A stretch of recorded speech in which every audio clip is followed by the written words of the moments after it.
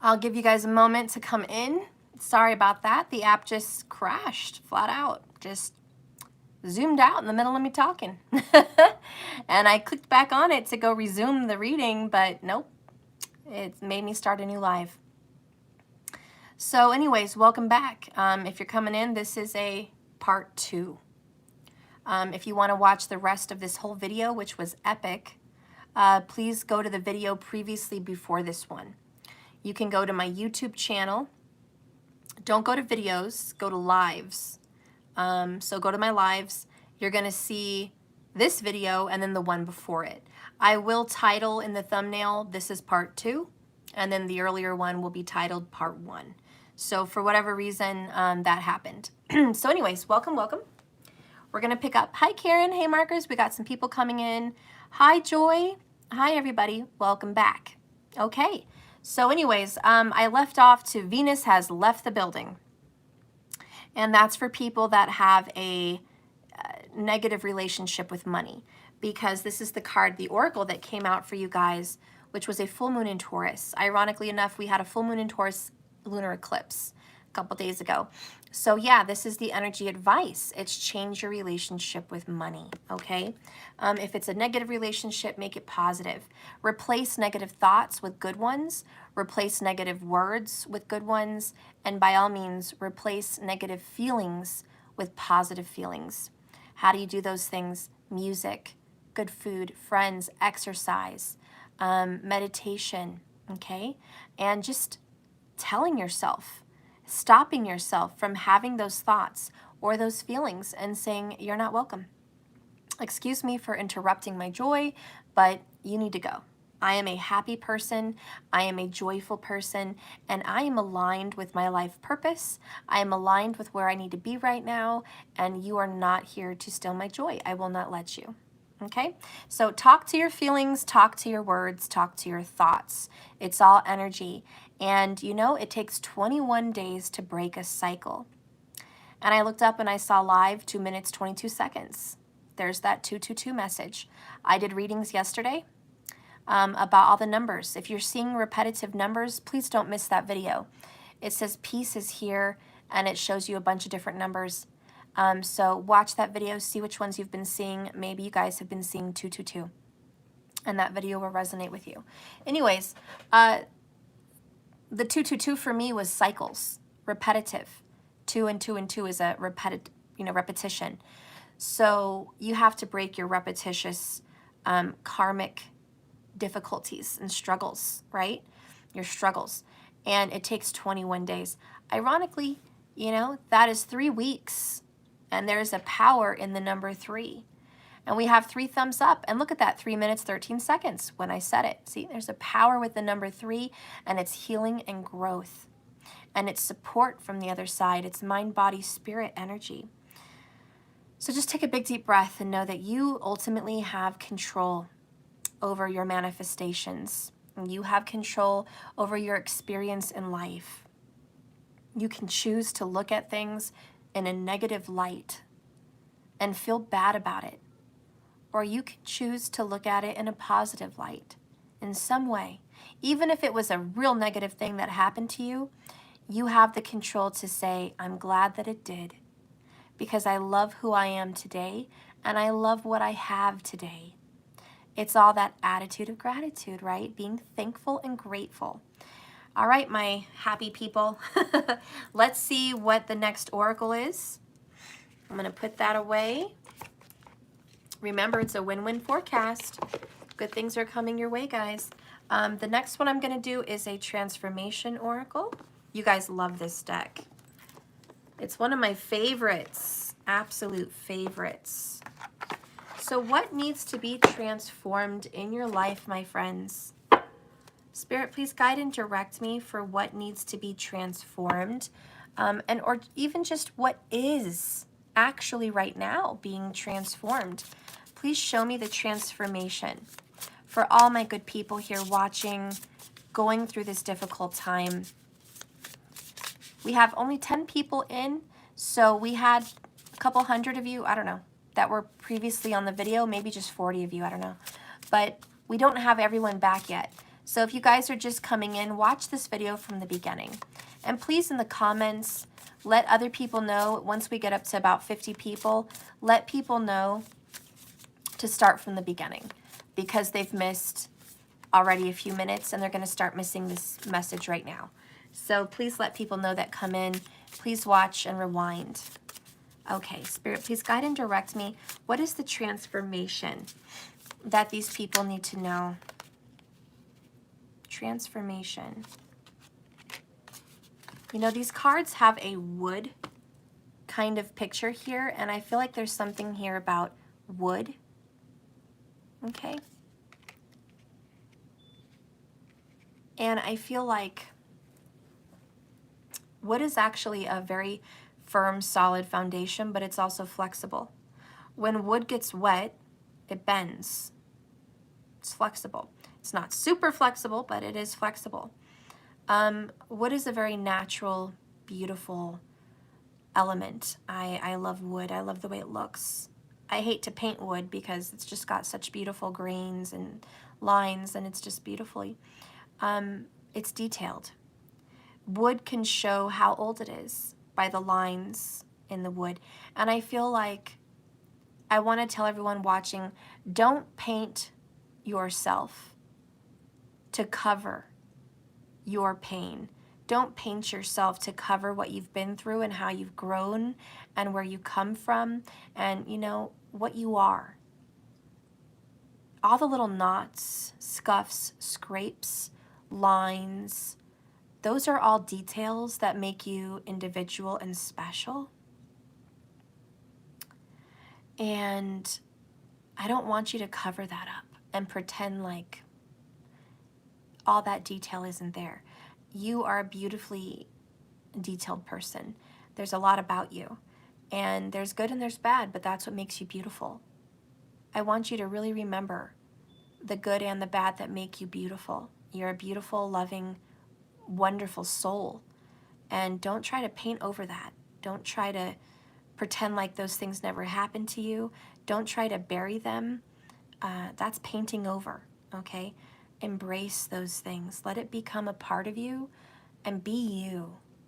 You're unique. Okay, bottom of the deck here, the overall underall energy for you is initiation. So this is great. You're entering into a new part of your spiritual journey. You're being initiated. This suffering is growth into a new direction. So think of this as a graduation. You guys just went through a lot of crap in your life. You're finally moving away from it, which is a win-win. You're winning in the outcome. You're being initiated. So that's the bottom line energy. But the other card you guys got is emergence. Wow, and we just got these same exact cards recently. It's the same girl. Same hairdo, same girl, different card. This deck only has two of her, these two. So we've gotten this before, and we're getting this duo again. And it's been shuffled. So there is a message there, and look at the moon behind her and the moon around her head in cycles. Okay, so this is you guys. Emergence and initiation are almost the same thing, but this is like coming out of your shell. This is becoming who you really are. Everything before this moment was the old you. You did. You had an old you. You had an old you that was negative. You had an old you that thought you were losing, but you were winning. You had an old you that was hurt and in pain and suffering. You had an old you that was stuck in a cycle. You're free. You've graduated. You're done with that cycle. You're emerging to the new you. Don't look in the mirror and start living the old you again. Look in the mirror and meet your new self. So we're going to read this. By the way, it's a number 9, and I opened it literally to that page. Is that not crazy? All right. And the number 9 does talk about endings, okay, and finishing, laying to rest. Because we're going to, after the number 9, we go into the number 10. 1, new beginning, fresh new start. So you are ending an old cycle and going and having a fresh start. So guys, your message from this oracle about your hardships is you're having a breakthrough. This is an aha moment. You finally broke through the silence. You broke through the old you, your patterns. You see your karmas, your struggles. You realize the root of your issues.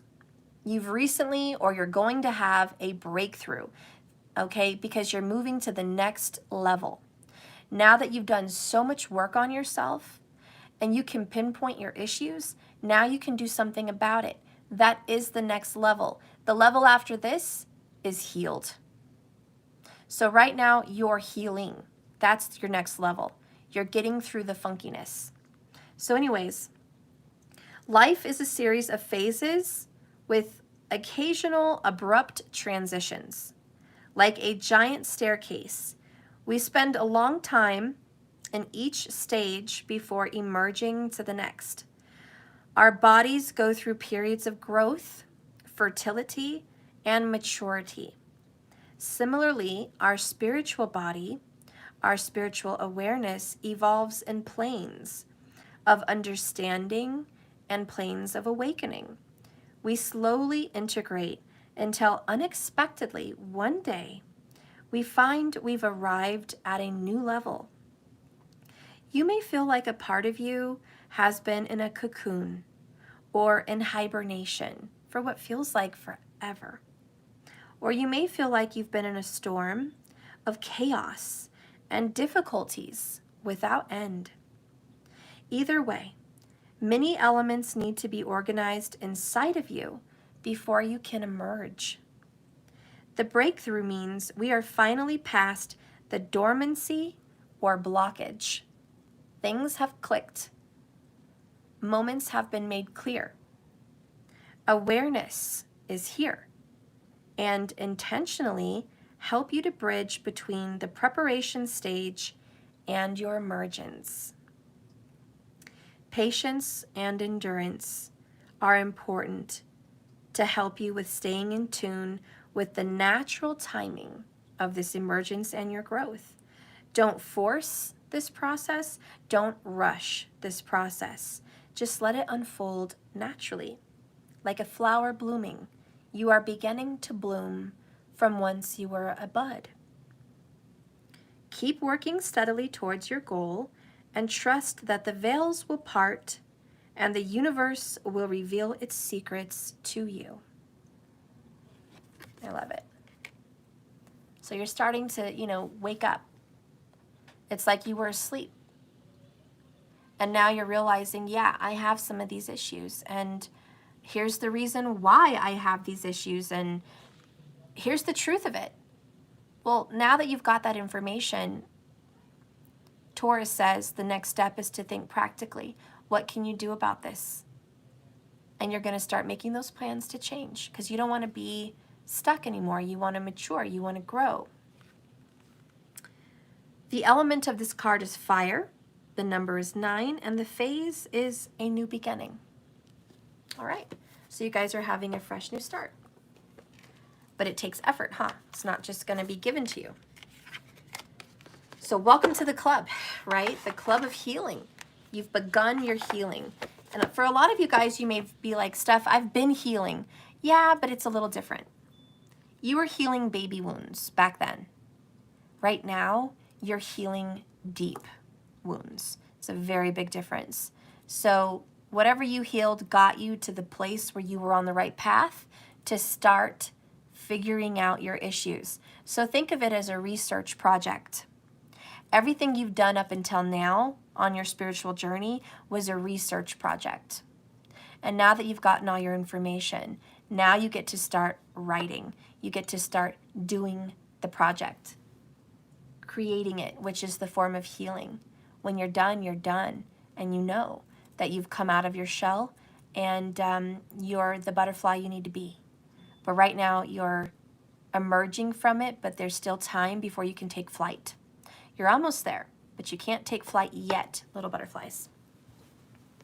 All right, but you have shed your skin, so that's good.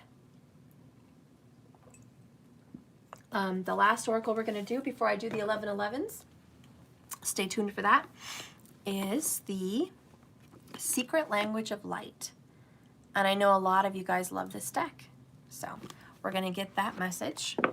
And this is about your spiritual journey, because a lot of you guys are like, you know, this is about my spiritual walk. Where am I at spiritually? And what does Spirit want me to know? What does the universe want me to know about the place I'm at right now spiritually?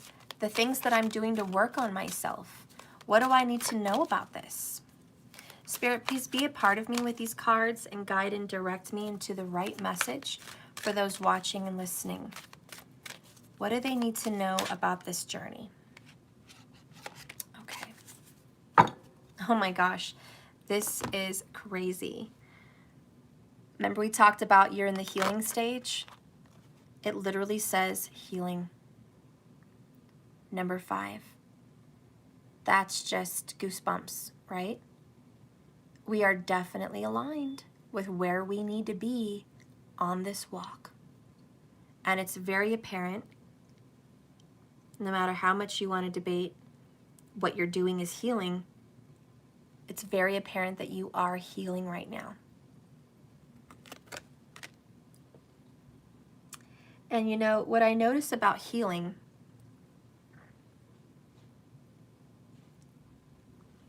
is you're very sensitive. It's a wound that is raw. It doesn't even have a scab yet. Imagine a wound on your flesh. And it's open. It's open to the elements. You've taken the Band-Aid off because the Band-Aid was your paint. The Band-Aid was everything's fine. There's nothing to worry about under here. Okay, don't worry about all my buried issues. You guys have awoken. And you've researched and you've ripped the Band-Aid off. You realize that you have wounds. You realize that. And now that you've exposed your wounds, you've done the research, you know where they came from, you know who caused them, you know what happened and who's to blame and what you're going through and the level of your suffering. Now the wound is out in the open, in the air, exposed to the elements. And you know that it needs air because it has to create a natural scab. The scab is the body's way to naturally heal the wound. You need that scab, but you got to keep it clean. You can't just let it get full of dirt or scum or be touched by people. It can't be, you know, infected. So in order to keep yourself from being infected at this very delicate time, which, by the way, the infection for you spiritually is negative talk, negative feelings, negative experiences. Right now, when you're raw and real with yourself and you're exposed, you cannot expose yourself to that kind of negativity right now because you're too sensitive and you're not going to react right. If someone doesn't mean to hurt your feelings and you're in this state, you're going to take complete offense. It's going to affect you 10 times the level it would normally affect you. If you're going to get into an argument with someone over something petty, it's going to affect you 10 times more. And it doesn't affect the other person like that. It affects you because you are far too exposed right now and far too sensitive. So yeah, this is a moment to take care of yourself. This is the time to maybe isolate, to heal yourself, to listen to feel-good videos, to watch comedy, to hear good talks, to laugh, to exercise, to eat well, to not expose yourself to negative feelings or thoughts. But what happens when those things come from yourself? That's bad. If you're starting to negative self-talk, negative self-feel, you're going to hurt yourself. You know, it's like walking around with your wound and you're like, oh, I have a big wound on my arm, a burn or something, and I don't want to be around a bunch of kids or people right now because they're going to touch my arm. They're going to run into me, they're going to bump into me at work, or they're going to bump into me at the house, or they're going to run and hug me and not realize I'm wounded, and they're going to hurt me. So I need to just kind of keep away from people right now so I can heal. But Sometimes you can hurt yourself, correct? We've all had a wound and we accidentally bump it on a wall, a door, or a corner of a cabinet or a counter, and we're like, shit, that hurt. We hurt ourselves, okay? We can try to avoid as many people as we can to avoid being hurt, but the truth is, even then, we're gonna hurt ourselves, okay? So anyways, yeah, this message of healing is not only do you have to be protective of yourself around others, you have to be protective of yourself around yourself. So be aware of your thoughts and your feelings and stop them in their tracks. Take care of your wound. It needs this time to be exposed to heal, and it will heal in time. And when the scab takes over and the skin starts to grow underneath, when the time is right, the scab, which is your callousness, your difficultness, your hardness, people are going to feel that you're callous or cold or distant. That's the scab. When it's the right time and the skin has healed underneath, the scab will fall off. You may have a little scar, a discoloration of your skin. You're never going to be the same again, but you will be healed, and skin will take over where there once was a wound. Okay? So that is the process of your healing. If you need to go into a scab place and just be in the dark here and do your thing and be distant and take care of yourself, then trust that you're doing the right thing. The people who love you understand. They're okay. You're in that place. Okay? And when you're ready, you will emerge. Just like that card said, you will emerge, there will be a breakthrough, and everything will be well. It really will be. You'll be a changed person, and you'll be a butterfly, and you'll be meant for flight at that time. So anyways, I hope that was a good analogy. We're going to read number 5, which is challenge and change. Also that dark night of the soul, number 5 energy. If you want to watch a reading about the number 5s, I just posted it yesterday. You're welcome to find it. It's in my lives, and its piece is finally here. Okay? So anyways, we're going to go ahead and read this right now. All right. So the number 5 healing, be illuminated by love and be illuminated by truth. Right now, healing is taking place to support you. And it's supposed to help you understand your gifts and your experiences, whether good or even painful. Weird or difficult circumstances can often be a fast-track path to your desires. Until we recognize subtle imbalances, the best way to clean up outdated beliefs is to have our buttons pushed. Wow, that just triggered a lot of people, right? How many of you can remember your buttons being pushed? Maybe even recently. I looked up, I saw 23 minutes, 23 seconds, and 23 people watching. I mean, that's just not a coincidence. That's the truth. I'm going to read that one more time so it can make sense for you. Weird or difficult circumstances that even hurt can often be a fast-track path to your desires.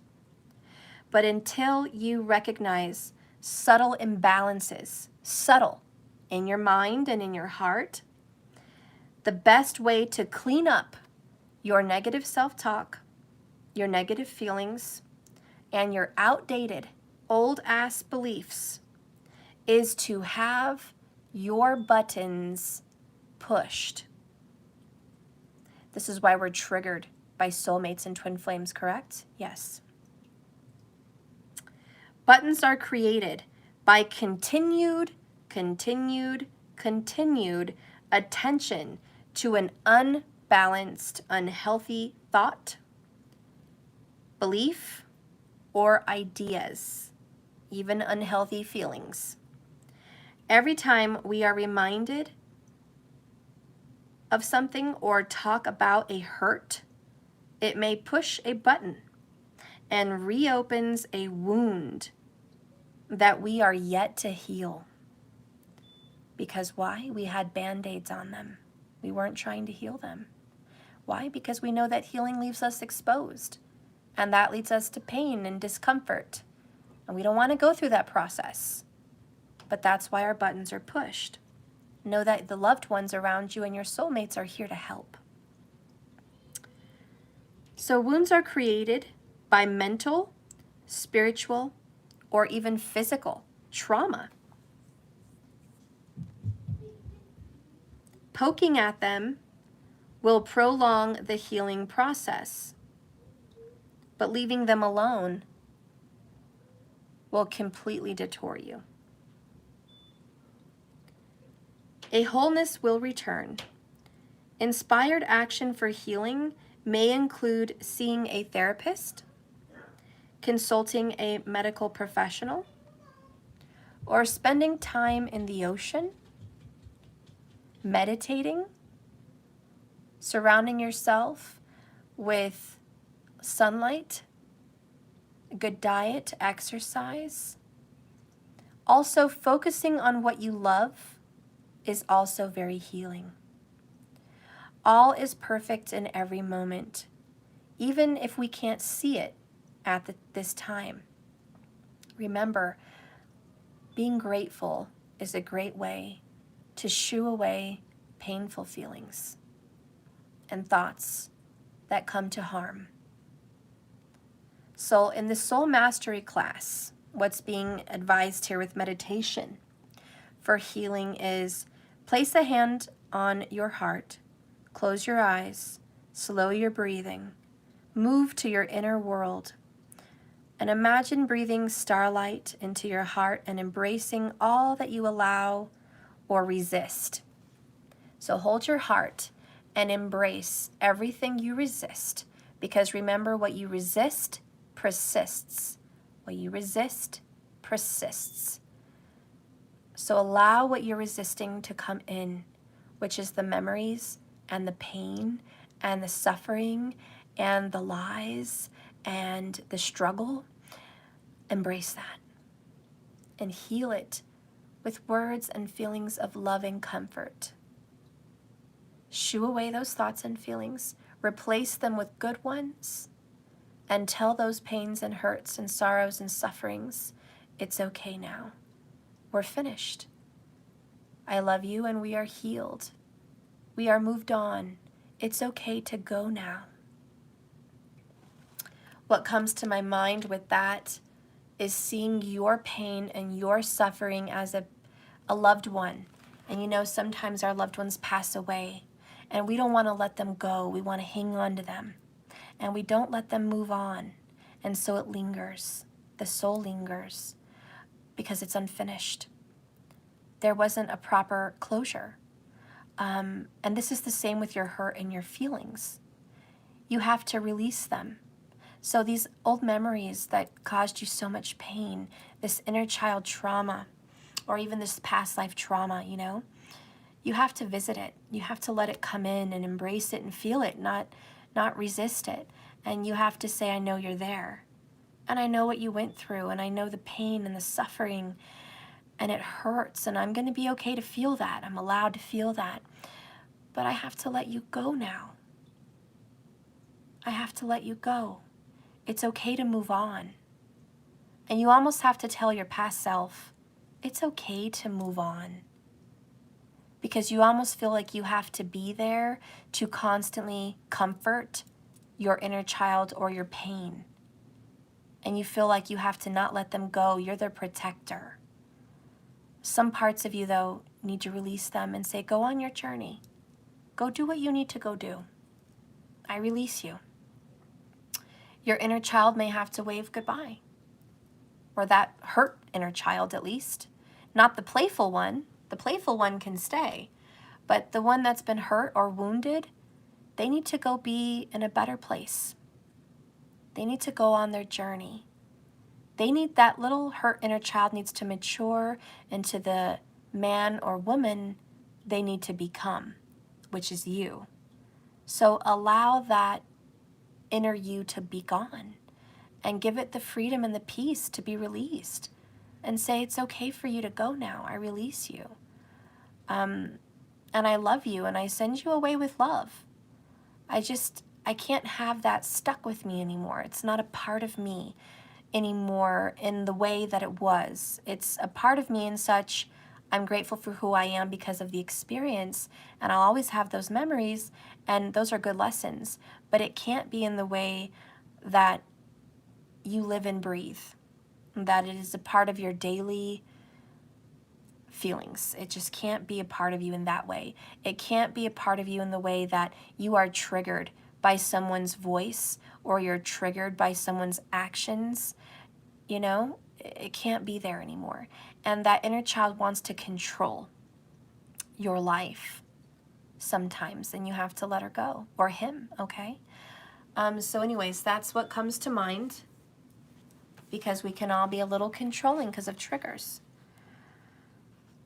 So feel free to say goodbye and farewell. The other masterclass message is, am I ready to release guilt?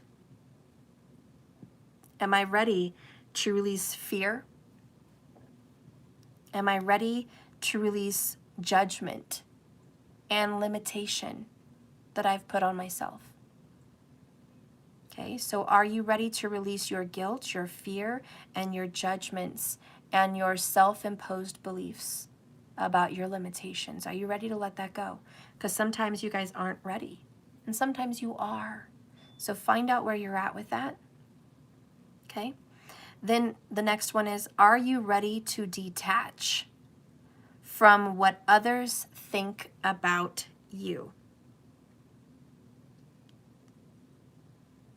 Because that can't matter anymore. I mean, sure, there's difference. It obviously matters what your husband or wife or children think of you. That's immediate family. And I don't think they're referencing them, okay? Your immediate family, which is a part of you, is not others. What they mean by what others think about you is people through Facebook, distant relatives, friends, neighbors. You have to release what the world thinks of you, okay? Even parents, because they're not really a part of your immediate family. You have to think about your immediate, right? Not, you know, your parents they were a part of your immediate family, but you grew and you had your own. So even then, you can't worry about that thought. So anyways, are you ready to detach from what others think about you? Because it says, if you are not, are you going to be able to follow your soul's advice? Because your soul is going to give you intuition and advice about where you should go and what you should do. But if you're too busy caring about what other people think, you may not be able to listen to that voice. And you're not going to be genuine to yourself. Next on this is, do you love yourself enough to care about how you feel? Because a lot of times we just stop loving ourselves. We get so fed up with ourselves, we don't even care about ourselves anymore. So are you at a place where you love yourself and that your feelings matter? A lot of you are suffering because you feel like your voice, your feelings don't matter. And maybe that's programming, maybe that's something you've suffered from childhood, but it's not true. And you have to send those thoughts away. The people that hurt you, they were broken. You're not broken. They were broken. And they tried to break you. Are you going to let them? Anyways, you matter, okay? Next, are you open-minded? And the one way to figure out if you're open-minded or not is the minute you start to say no to advice, no to videos, no to books, no to so many things, because you are so grounded in your own beliefs that anything that comes in is no, no, no. You know, be it religion, spirituality, politics, love, you know, whatever. If you find yourself no, no, no, no, no to everything, you're not open-minded. So this question is, are you open-minded? Are you open to receiving advice? Because if you're not going to get advice. Are you open to healing and change? Well, if you're closed-minded and you're not wanting to see what's wrong, then no, you're not open. So are you open? Are you open-minded, and is your heart open? Okay, and a lot of you are. And a funny trick to think for the people that are open-minded or flexible, and I've learned this because I looked at palm reading, is when your thumb can bend like really weirdly backwards, you're a very flexible person and you're very open-minded. But if you try to bend your thumb back and your thumb's like this, you're kind of stubborn and very difficult and kind of rigid, you know? So, and if it's midway, it's like, oh, I'm kind of open, but kind of not. But look at that, guys. I am extremely open, which is probably not a great thing. But yeah, the flexibility in my hands is crazy. That's what palm readers say. So check your thumbs. Check your thumbs. If you're trying to hitchhike and your thumb's sending you backwards, not forwards, or a circle, there's something wrong, okay? You got a really flexible thumb like me. Or maybe you're just double jointed, right? But, you know, it's just a little trivia for you to check if you're open-minded or not. Just a little fun. Got to lighten things up, guys. Lighten up. Anyways, last on this list of the self-mastery is markers, stand up and touch the top of your head with your foot. Oh, Lord. I don't know if I'm that flexible. But the last one here is, do you trust yourself? Really?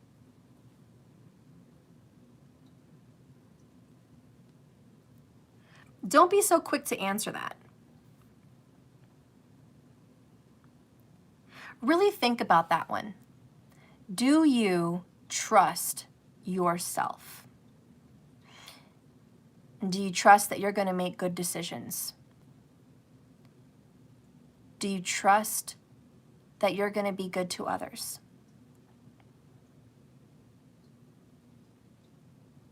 Do you trust your feelings and your thoughts?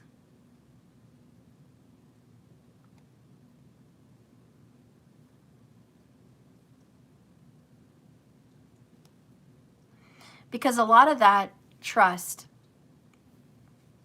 I feel you have to be in control. You have to be in control of your emotions, and you have to be in control of your thoughts. You have to be in control of your actions too. That's a very difficult place to be. Honestly, many people can't trust themselves because they fall into temptation. They fall into old repetitive traps and karmic cycles. They fall into bouts of depression and negativity. And sometimes they have a hard time pulling themselves out. So no, not a lot of people can fully trust themselves.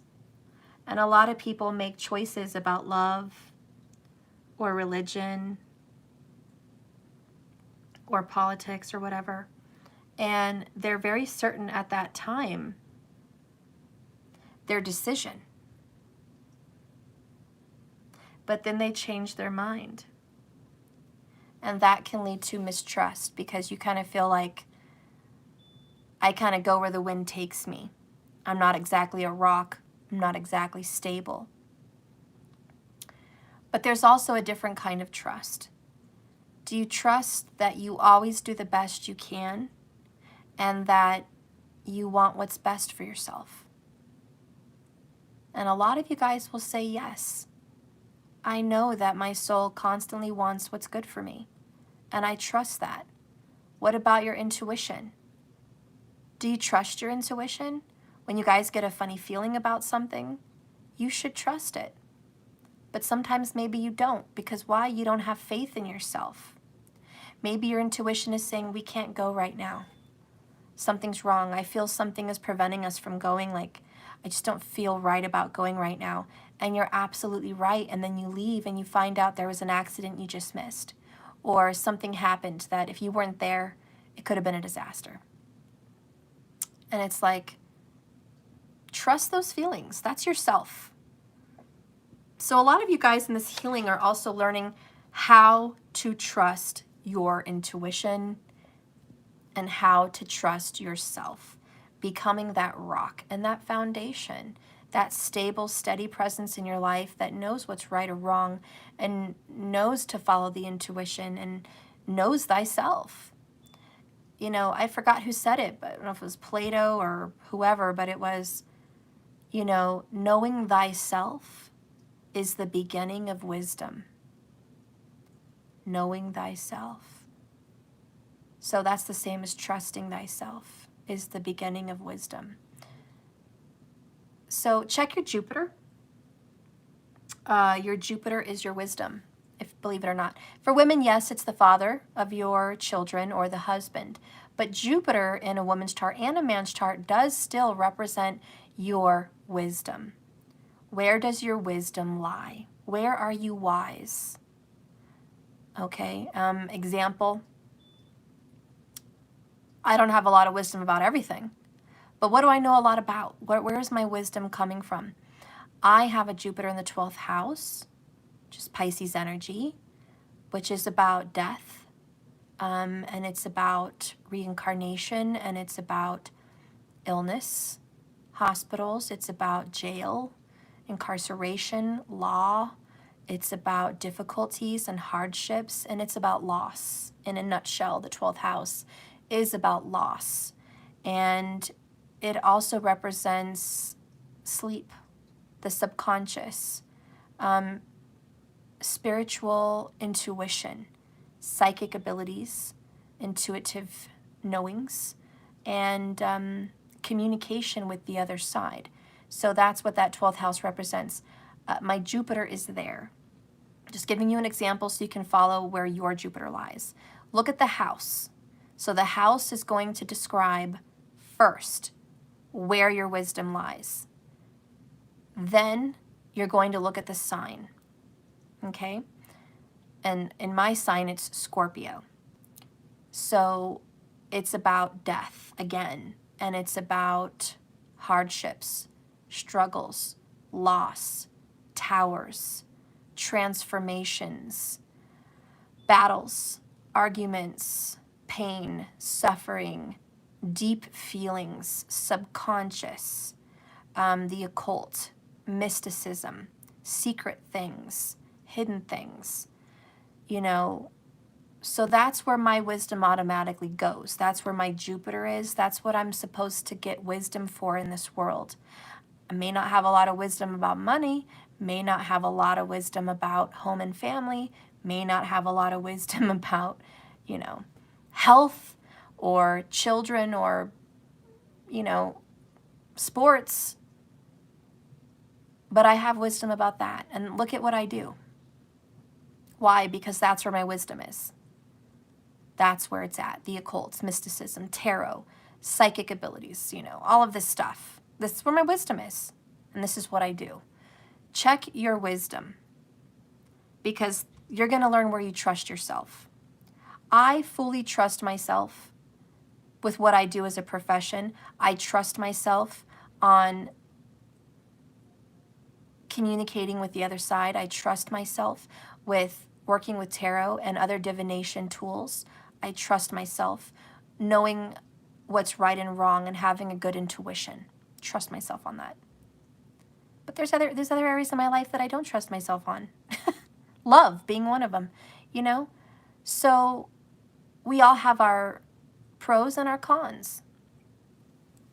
Stephanie, you said your Jupiter's in Sagittarius in the 5th house. So let's give that example for Stephanie.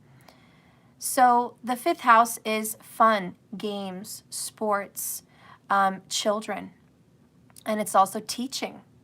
So it's a lot of learning.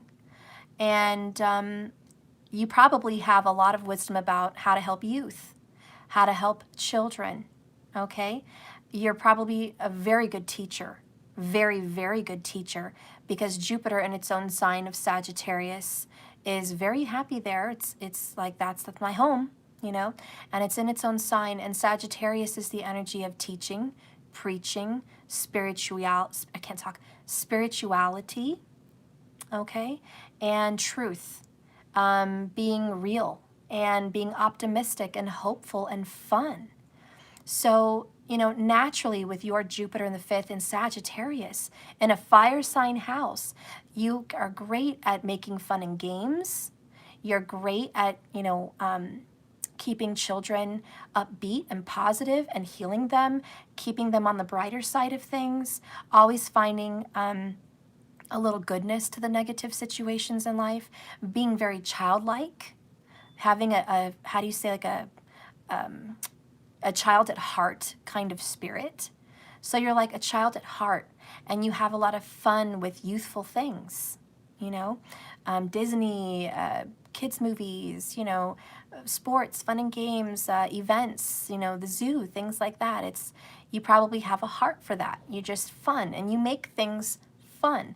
You'd also be very good at speculative sports, like betting on horse races, betting on car races, betting on all kinds of things. You know, even investments, financial investments, having a knack for that. You know, so those are some things that, you know, just seeing a Jupiter in the 5th in Saggy that I can feel for you. Stephanie Glass, I feel that. I fit in with the kids. Yeah, so that's your wisdom. You can preach and teach and get down with the children, and you have a very youthful mind and a very youthful wisdom. You believe in the impossible. You believe in magic, and you have the mind, you know, they say that be like children, for those will inherit the earth, and children will, you know, be able to get through the gates of heaven, that old saying.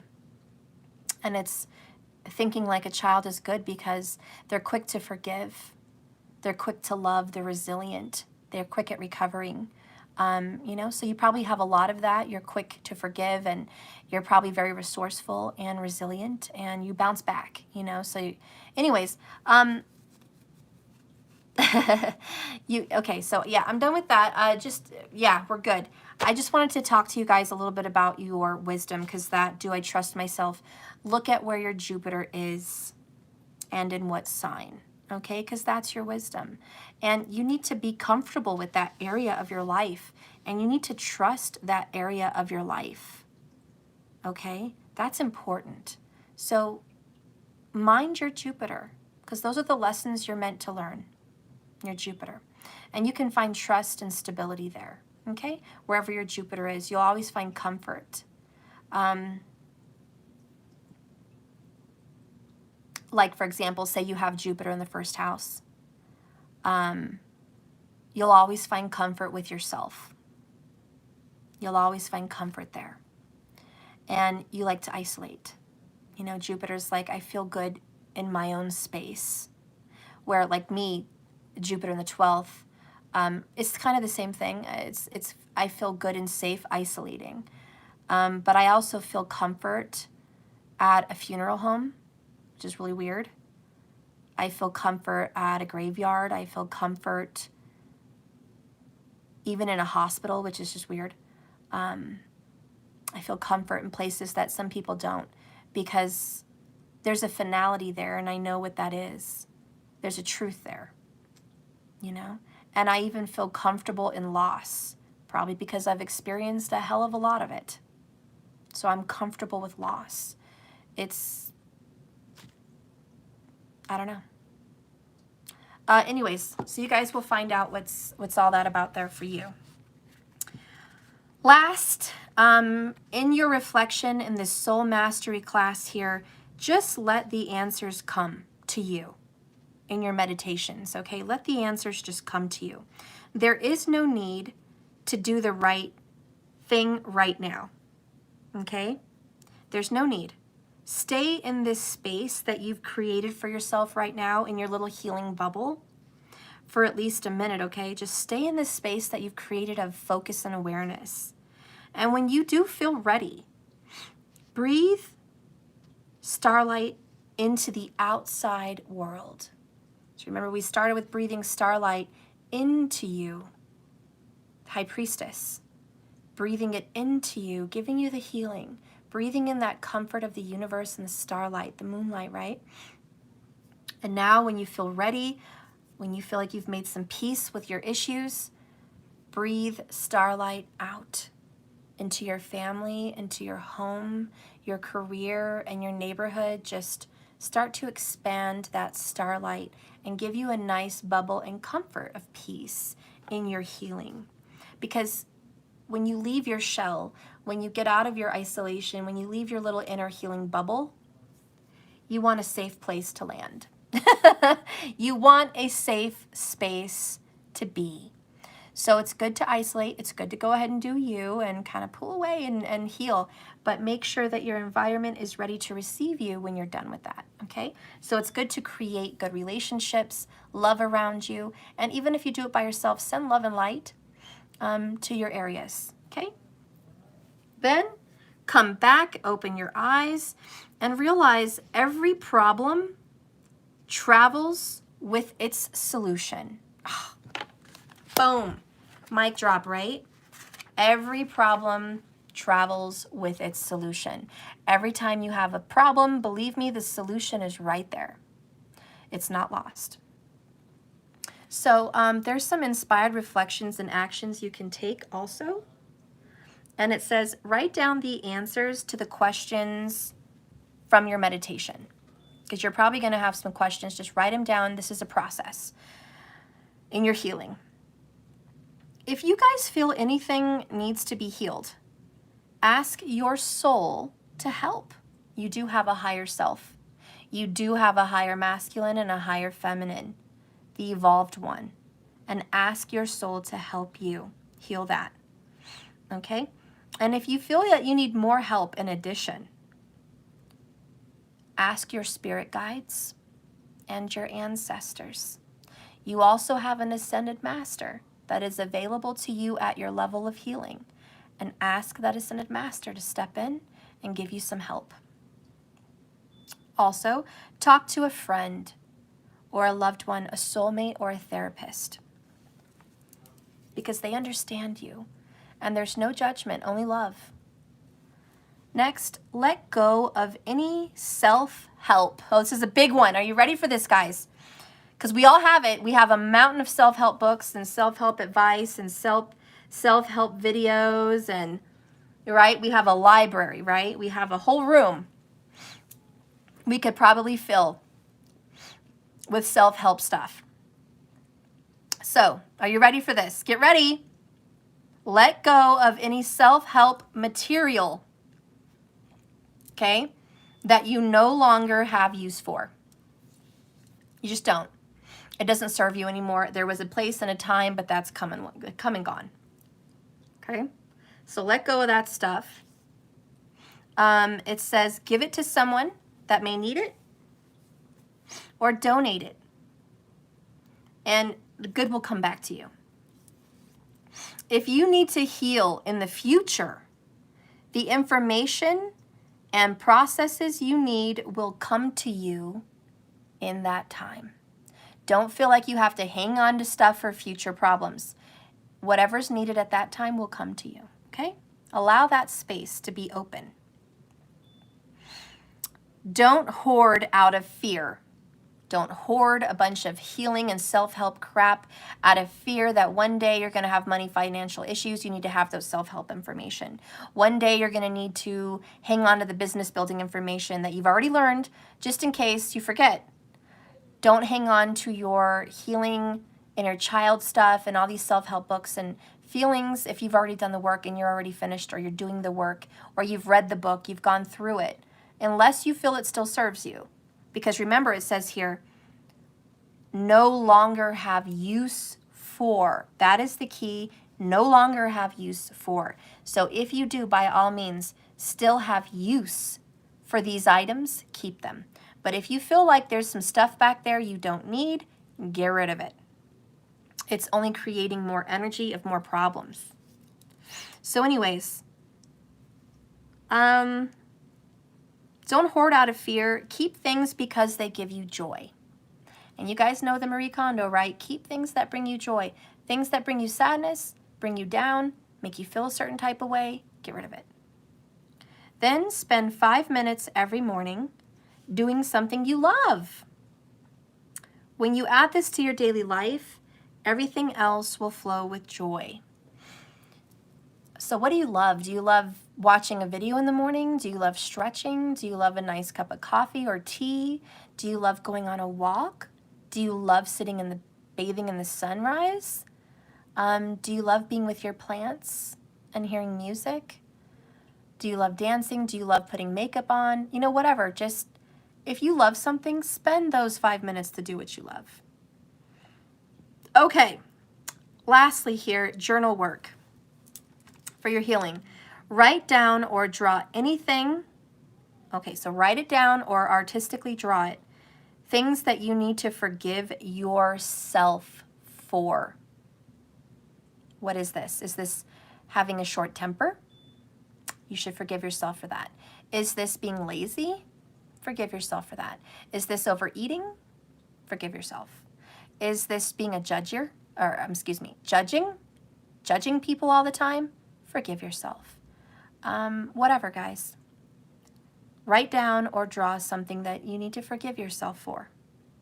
Is this pushing someone away from your life that you shouldn't have? Do you have regrets? Forgive yourself. Okay? Did you end a relationship because you were too young, you didn't know better, and now you kind of regret that? Forgive yourself. Did you hurt your children because you were a wounded person yourself? Forgive yourself. Draw that, write it down, and forgive yourself, okay? Then, write down and add how your life would change if you forgave yourself. So if you actually felt good about you and you didn't feel bad and criticize yourself so harshly and feel like a shitty person, what would your life be like if you felt free from that? From your own criticizing judgments? How would your life be different? Write that down. Would you be more joyful? Would you smile more?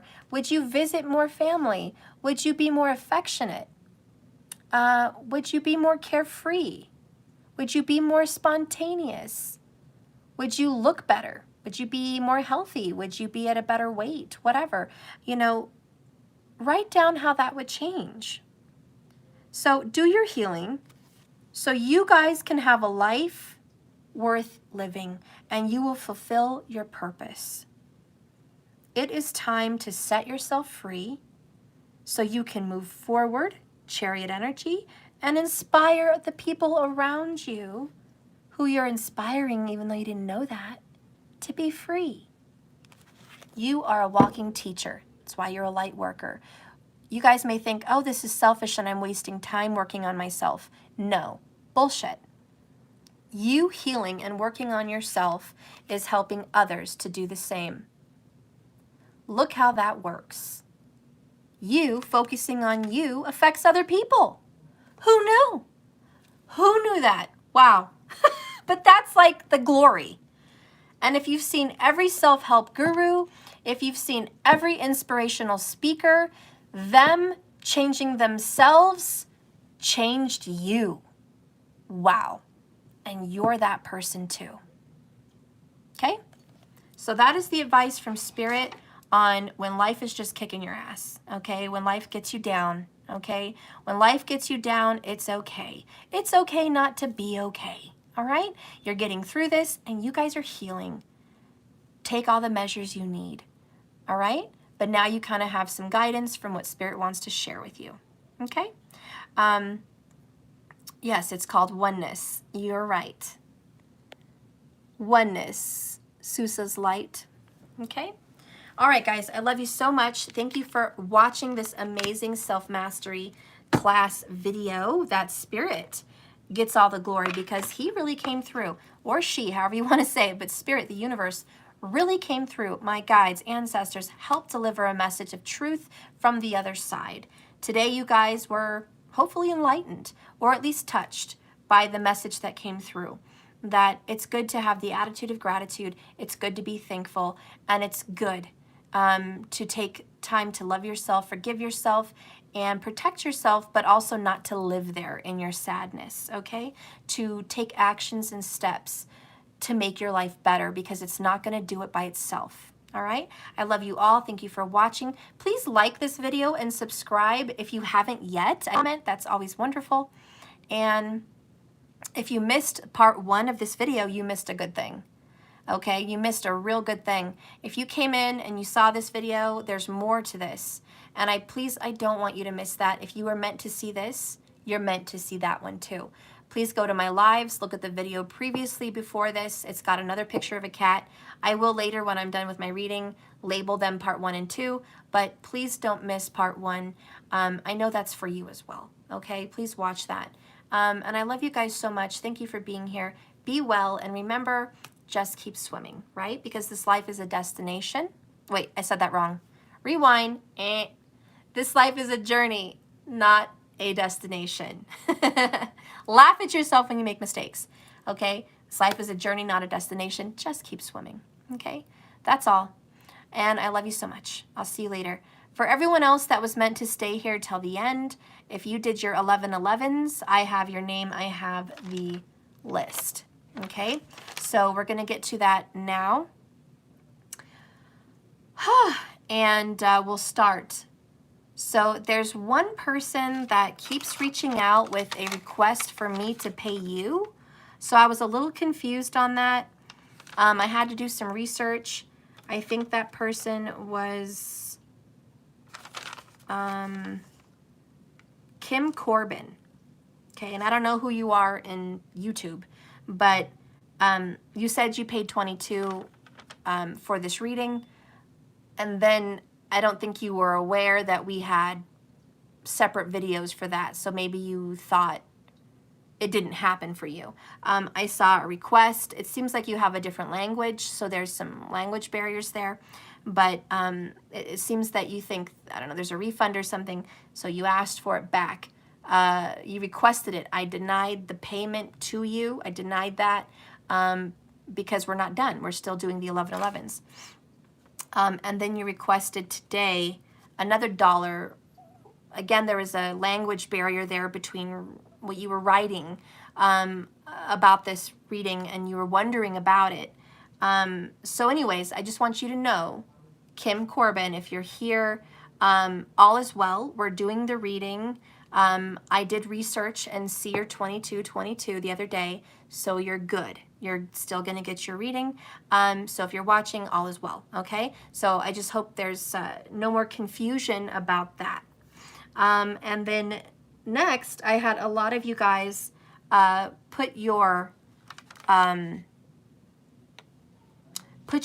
payment in without your question. So I wanted to have it more laid out to where I knew the question and the payment, and then I would just do it in line and have it stamped. But it looks like 99% of you did not put your question in the payment. So we're going to have to go through that as we go. El Chicharon, you have your question in the payment, so I see yours. Jeffrey, we already did yours the other day. It was about Brian, so that's done. Kia, you did have your question in your payment. You wanted to know what was coming and if there's a new love, so good for you. Those were the only people that actually asked the question with the payment. So I'm going to start with them because they had the question, and then whoever's here live, you can ask your question when I get to you. And what I would like you to do is to put your question in notes and write how many cards you paid for. So 1, 2, or whatever.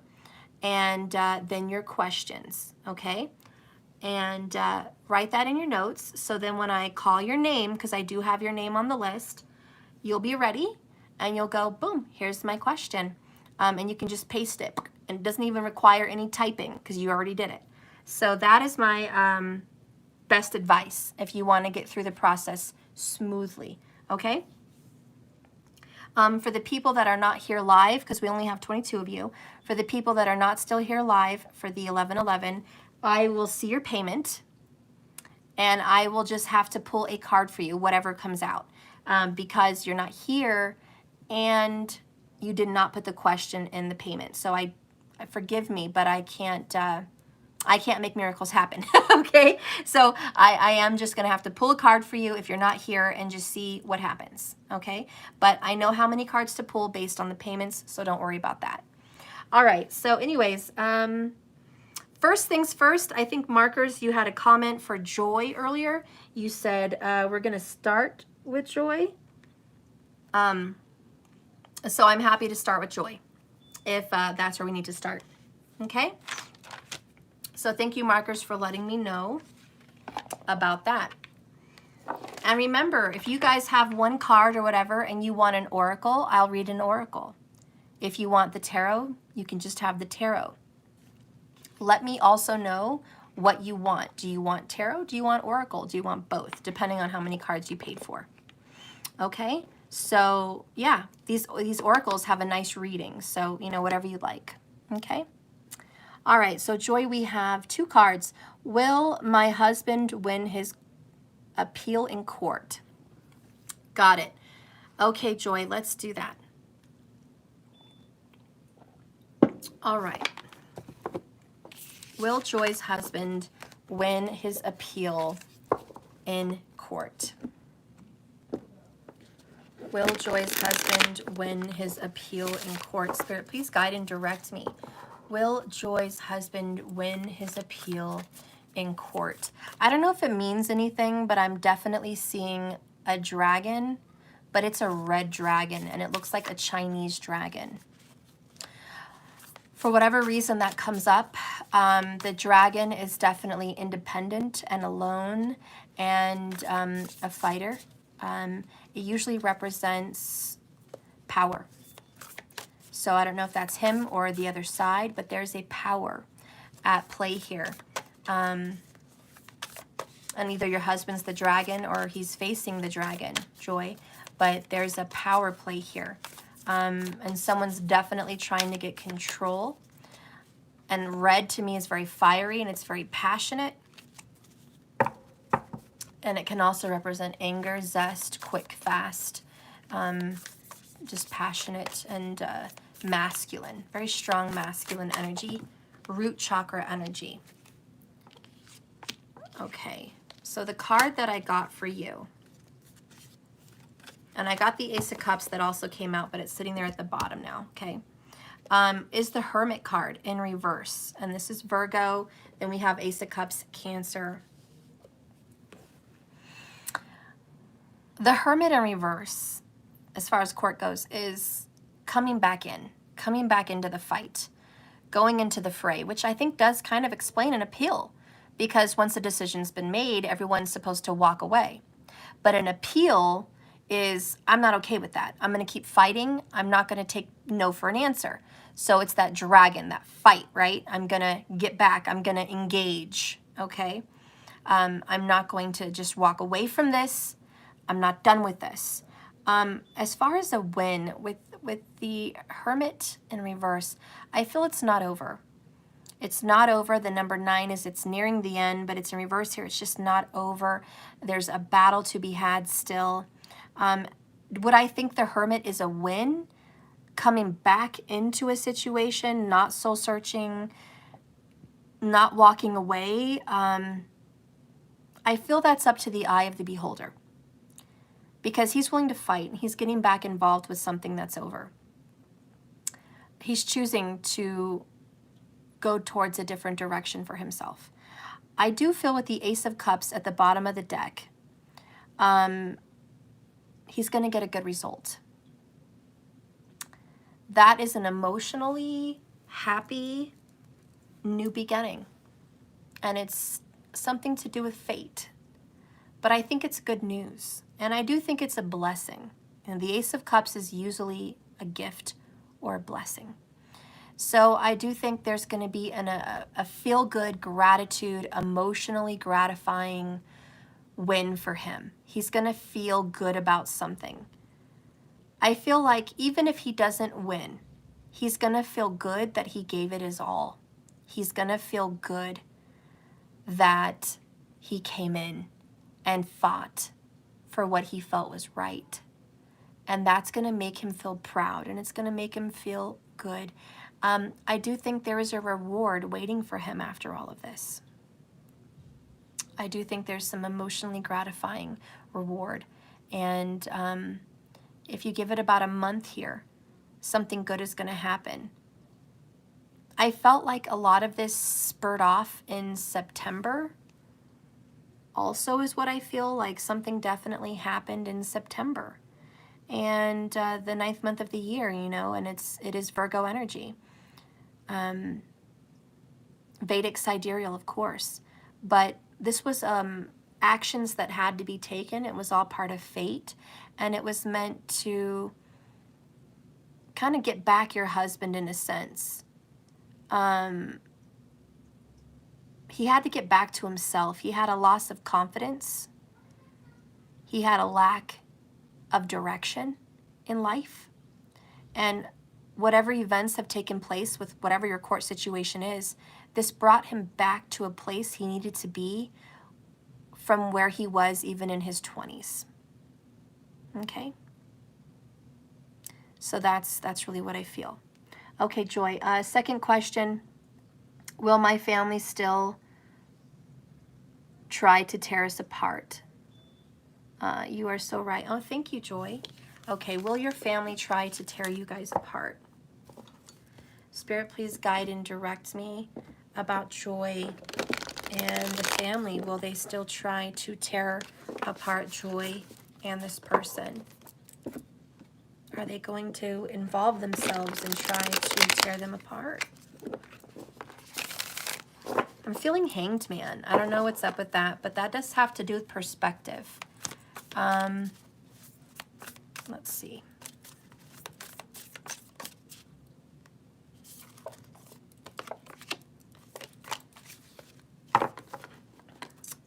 Bottom of the deck, there's the Magician.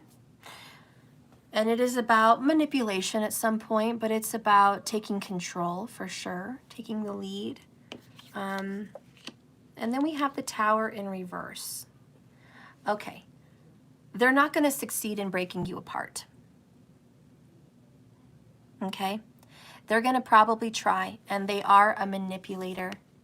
They do try to cause a wedge between you guys. And they're going to try every intention, but they're going to lose. They're going to fail. The Tower will not succeed for them. They will not succeed in breaking you two apart. So you're in control of your own manifestation. I did see the Hanged Man for you, which is perspective, perception. I want you to look at it differently, put yourself in their shoes, whatever. Just get in a good place and give love. That's going to change your perspective. Be welcoming and accepting of the energy coming towards you, and just say, I forgive and I am in control of my life and my experience. And the negatives will not have power over me. And whatever's meant for me will be for me. And whoever's trying to get in the way, you will not succeed. And so, yeah, I think they're not going to win. I think the Tower in reverse is they will fail. But the question of your answer was, do you think they're going to try? Yeah, I think they're going to try. But I also know they will fail. I know it. That's what this is. That's period. I feel very comfortable telling you they will fail. Thank you, Spirit, for that message. All right, Joy, that is your answers, my love. Okay. I saw Blue Bloomed had a question. I'm not going to go back and find it because that's a lot of work for me. But can you repost it? Oh, we have somebody here too. Green Eyes, Kim Corbin, Tarot Green Eyes. Oh, hi. Okay, you're here. 2 questions, 222. Number 1, what direction does Spirit want me to take? And 2, any words from a passed on loved one, please? Sure. Thank you, Green Eyes. I'm so glad you're here. Okay.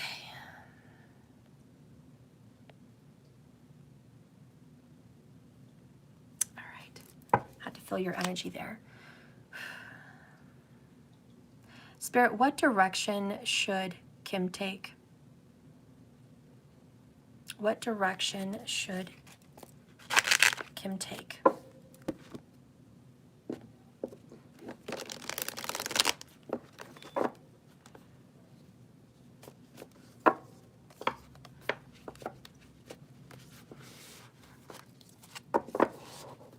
I have to feel your energy one more time.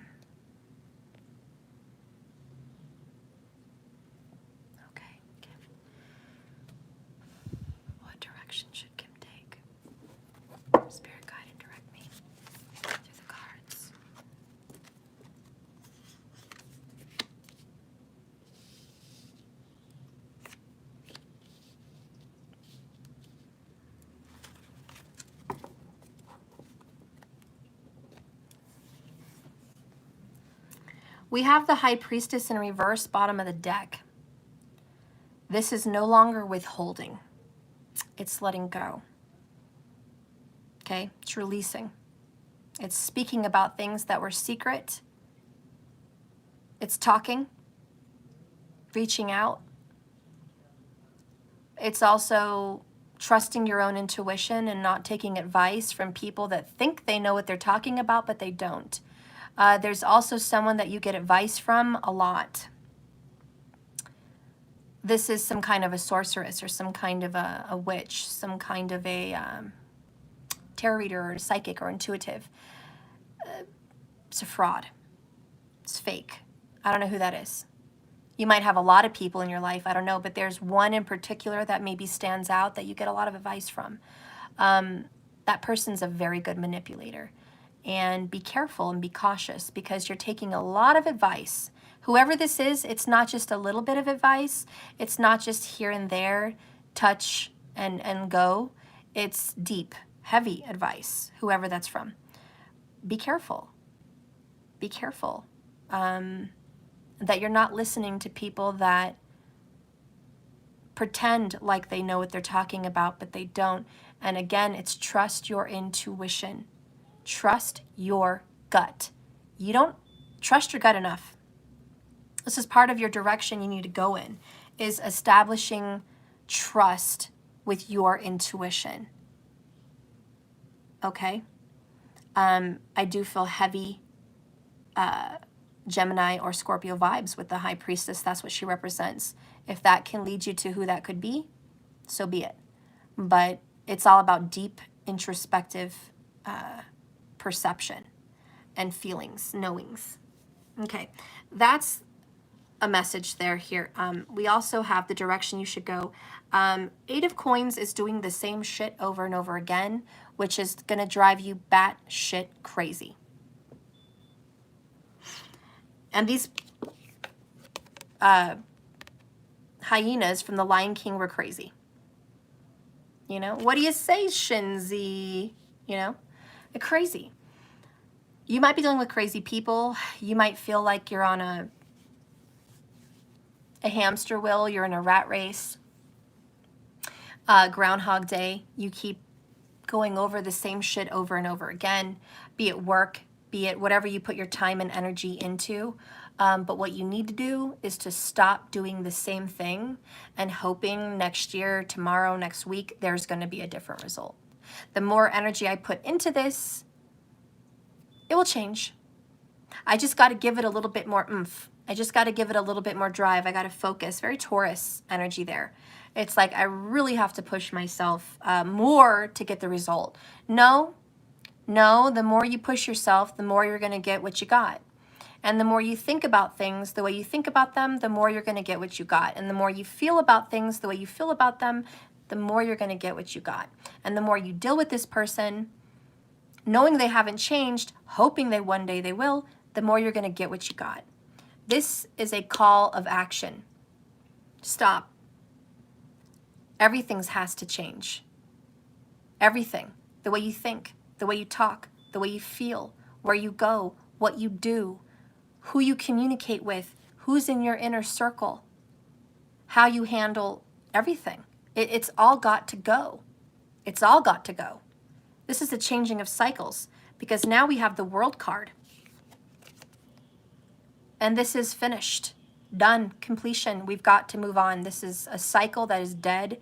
It's over. We're done with it. We have to move on. So I do see some lack of closure issues here. So that could be with a loved one. It could be with a family member. It could be with work. I don't know your situation. You do. But just know whatever this is, your intuition is telling you, yep, that's it. That's it. I have a closure issue here. I don't want to put it down. But Spirit's saying to put it down. So your advice of where you should go next is put it down. Put it down.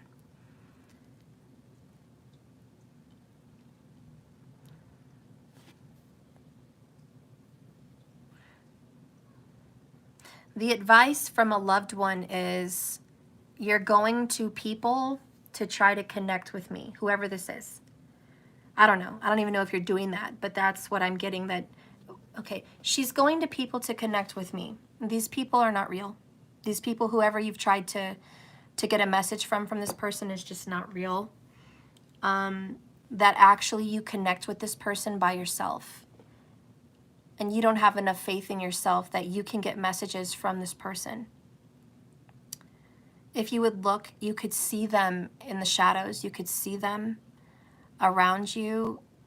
Even a vision when you close your eyes. It's like even when your eyes are open, there'll be a vision that pops up. You didn't have to close your eyes to see it. It's just a quick flash, just a quick vision. And that's them. Just a quick flash of an image of them in your mind's eye, in your head. Even if your eyes aren't closed, that's them saying, I'm here. Messages like, not necessarily through music, although that happens, but if you walk into a room and there's a movie playing, or you turn on the TV and watch something, there's going to be a pop-up of a show that you once watched with them, or that they liked, or an actor, or a name, something that touches base with whom they connect to. This person's like, I wish you would notice those little things. I wish you would notice that I do pop up, and I'm just kind of saying, hey, I'm around you. I am. And this person is trying to reveal themselves to you. This person is trying.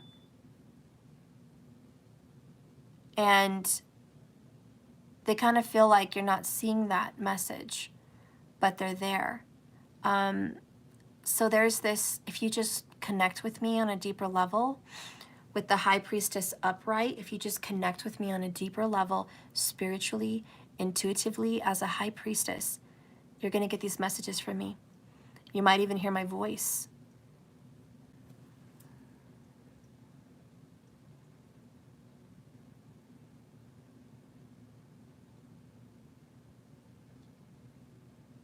I don't know if this person means anything to you. It could just be my own thoughts interjecting themselves right now. But I'm hearing Karina or Katrina. I don't know what that is. But I couldn't really quite make out. But I don't know if it's Katrina or Karina. Maybe it's a Hurricane Katrina. I don't know. There's just something that's connecting to me with that. I kind of feel like this was a shock. Maybe this person's trying to communicate with me like it was a hurricane that came in and displaced. This person feels displaced. This person feels like a storm came in, took them out. They didn't see it coming, didn't expect it, and now they're displaced. And a lot of the people from the Hurricane Katrina got put elsewhere in other states, and they didn't go home. And this person kind of feels like that, like I just didn't get to go home. It was a surprise. It was a storm. It was a sudden hurricane in my life. I didn't see it coming, really. It's kind of how this person feels. I didn't know this was really going to happen. So the person that passed on said, you know, it kind of took this person a while as a spirit to accept what had happened. It just took them a while to accept that. And to realize there's so much more on the other side than they even thought. There's just more to it. And this person is learning so much about love, life, and spirit and soul work on the other side, just learning so much. And still kind of has a hard time detaching from you. I don't know who this person is to you, but I feel that there's a close bond.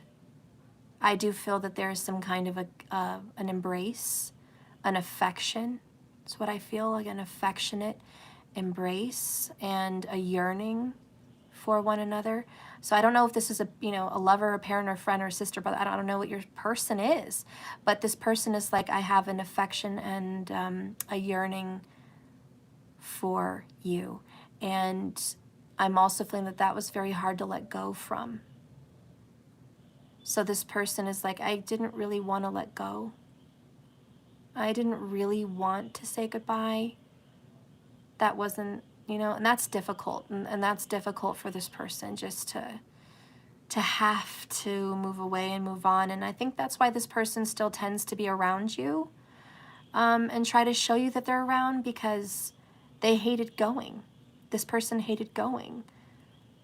Spirit, connect me more to this person that I'm dealing with here, that please communicate through me and with me for Kim. Give her a message. I'm open. I'm a vessel to receiving whatever message.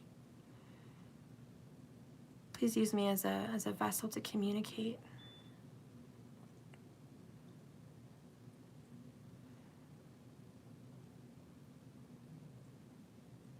I don't know if there's a ring that you have for this person, or it's the movie Lord of the Rings, but I saw the gold ring with the elvish writing on the Lord of the Rings ring, the gold ring from the movie. So I don't know if he's just showing me like there's a ring between you guys, or there's a connection with Lord of the Rings with this person, but there's some kind of inscription. I don't know, maybe you have an inscription of someone on a ring or something, okay? But there's that. There's this, remember me.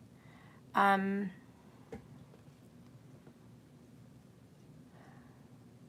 also feel very strange. I don't know if this was their passing, but strange feelings over my arms and my head and my body, and it feels like a loss of control of my body. So I feel like maybe that was the moment of passing. This person just felt like they were losing control of their muscles and their fingers, their neck, their hands.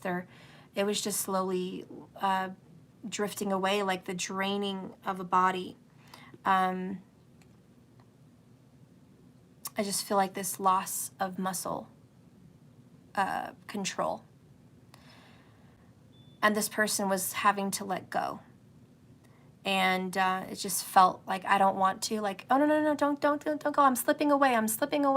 No, I can't slip away. I don't want to slip away. So I feel this person trying to bring it back.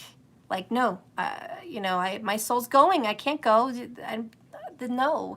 And then the loss of control. So this person's karma right now is like, I'm really just working on letting go. And it's strange that you're connected to this person, almost like a soulmate energy, like you guys were meant to meet. You guys definitely had a past life together, whatever your connection was with this person. And at the same time that you're experiencing what feels like feeling what they're feeling, because you might be empathically taking on their energy around you, you have a hard time letting go. And this person also has a hard time letting go.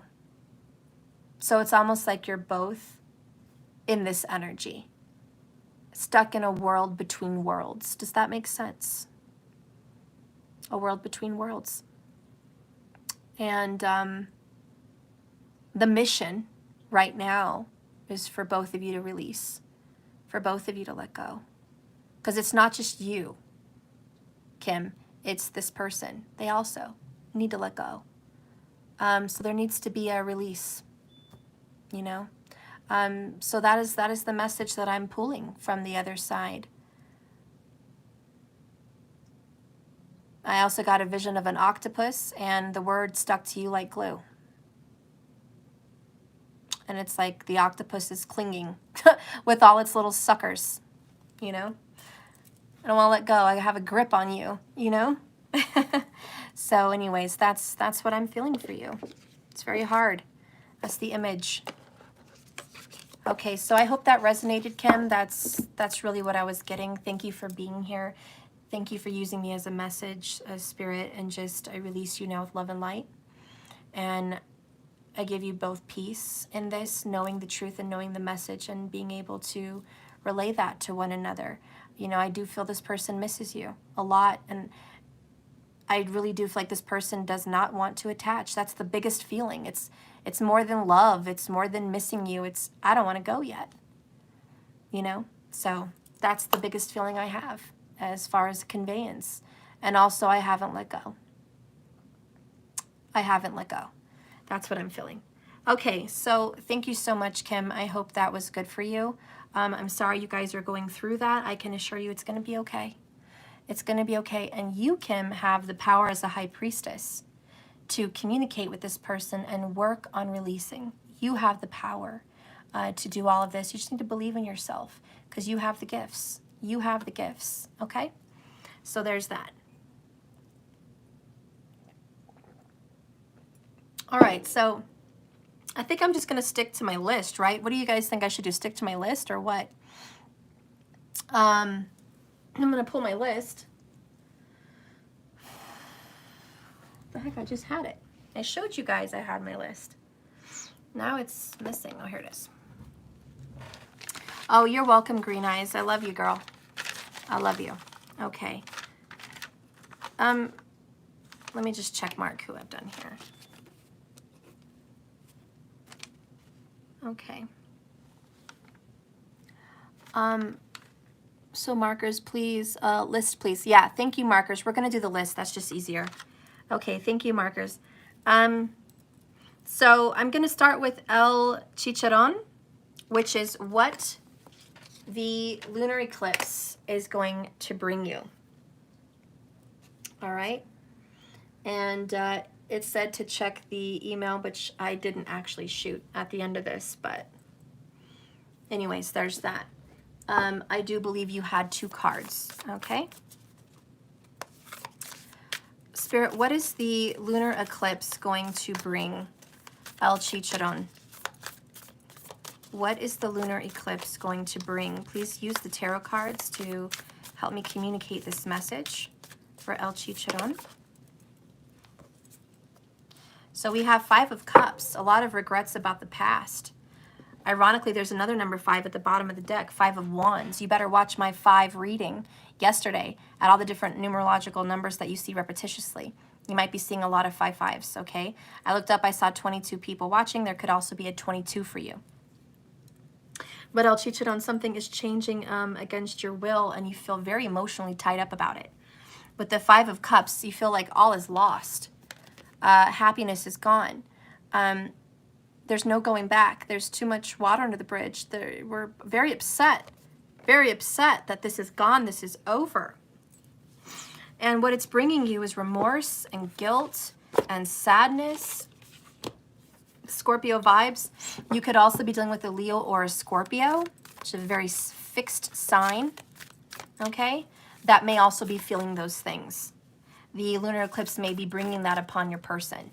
But just know a lot of emotions of guilt and sadness and remorse are here. And there's a lot of, it may be too late feeling. This feeling of doom and betrayal. So it's going to bring up emotions, mostly, is what the lunar eclipse is going to do. It's going to bring up a lot of emotions about a love lost. All right. Let's get the oracle. I feel like pulling an oracle for you for what this moon is going to bring you. Spirit, give me an oracle for El Chicharron. What is this lunar eclipse going to bring? Okay. Adjustments are required. This is the 3rd quarter moon.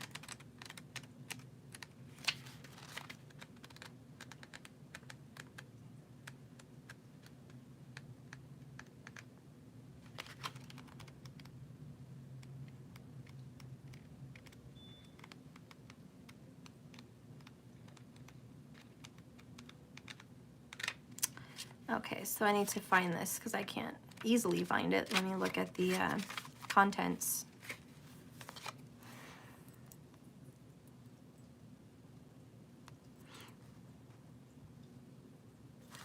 Number 36. Ironically, that is when Saturn matures at the age of 36. So there's some kind of karmic maturity that needs to happen here.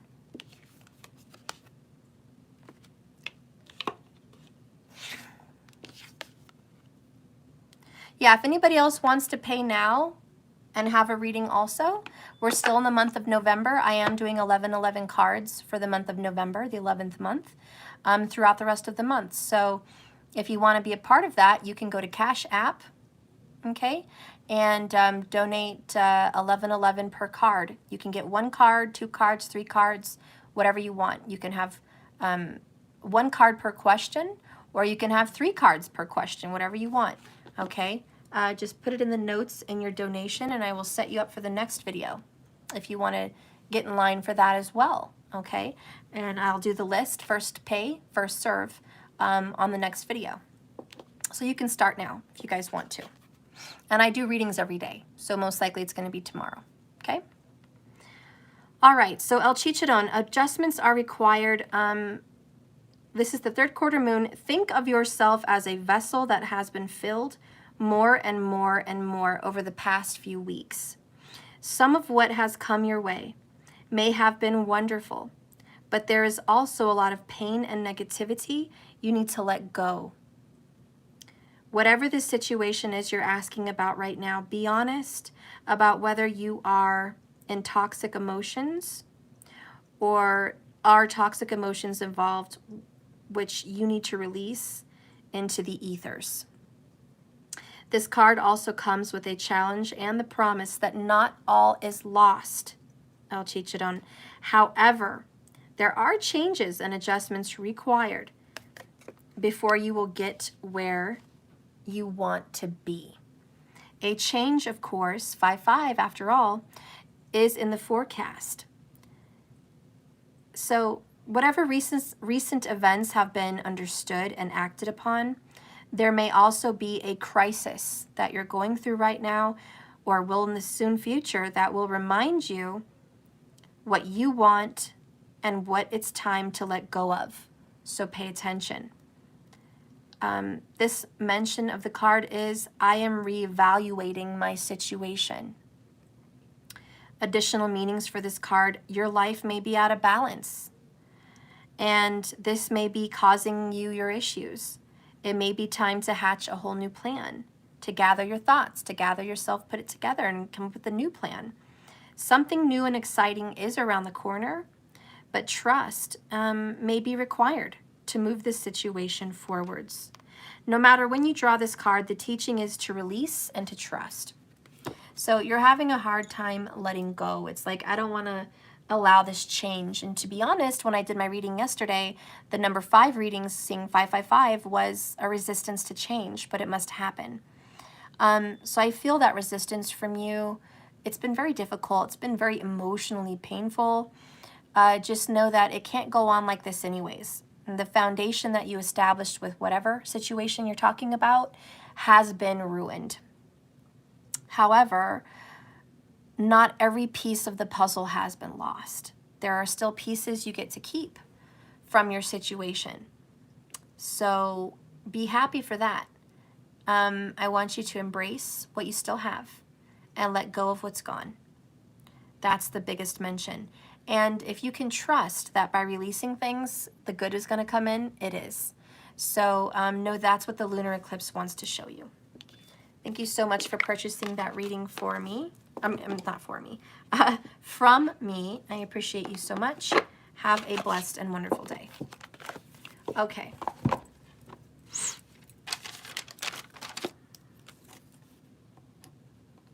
So next we have Melanie. You paid for 2 questions or 2 cards. And since we don't have the questions, I'm just going to go ahead and pull 2 cards unless you're here and you want to say that. But that's what I'm going to do. Spirit, please guide and direct me for Melanie. What do you want to say to Melanie at this time? What do you want to say to Melanie? Please give me 2 cards for Melanie.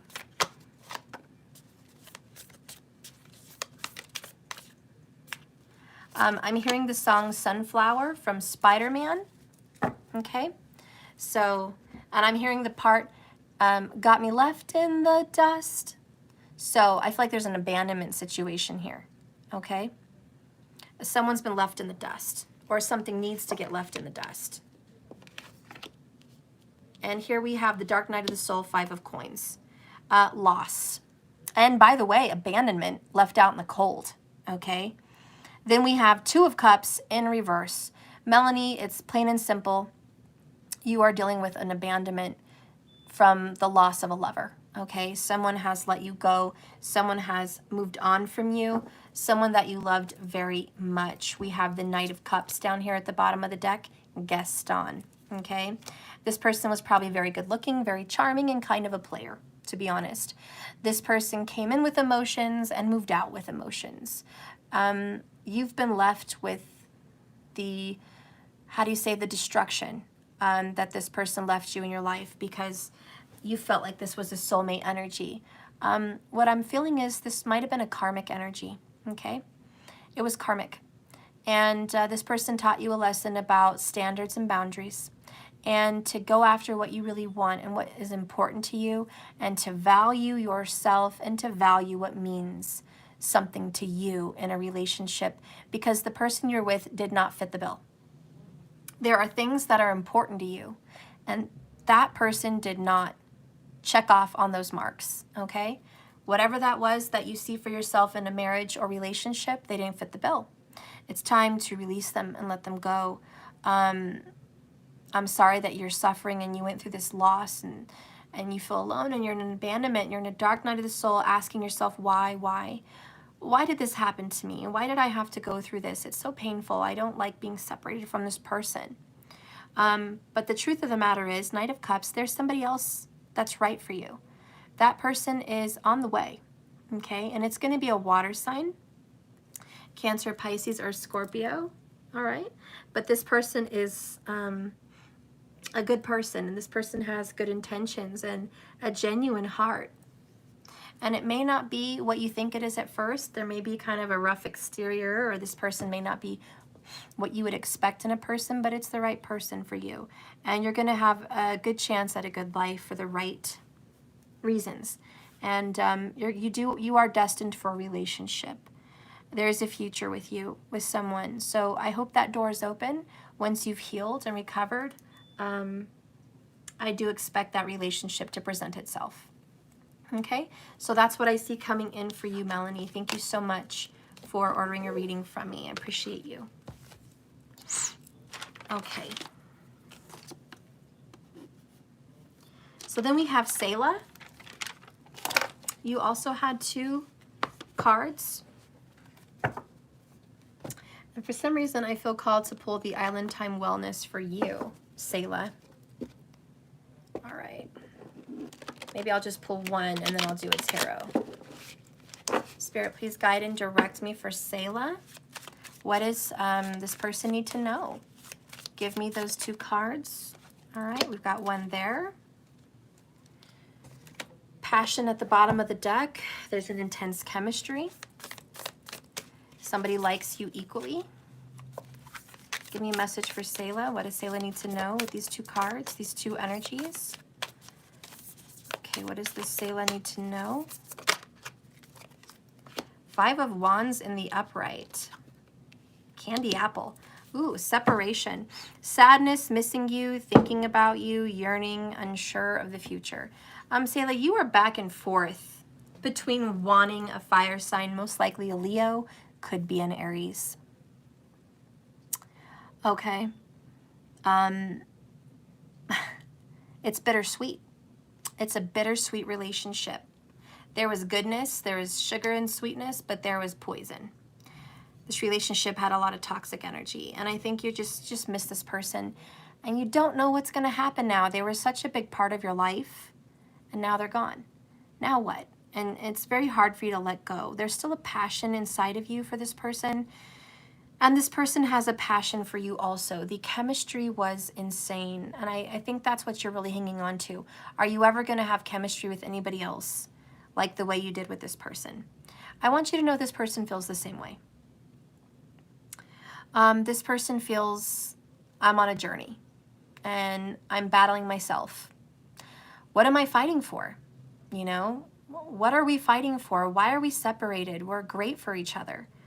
And you're back and forth with wanting this, and your person is back and forth with wanting this too. You guys may be trying out other people. Maybe this person is trying out other people and not finding the chemistry. So I do think that this is a challenge, but I kind of feel like you guys are going to overcome this at some point in the future. I would expect a call from this person or a text within the next 4 to 5 weeks. I do feel that way, okay?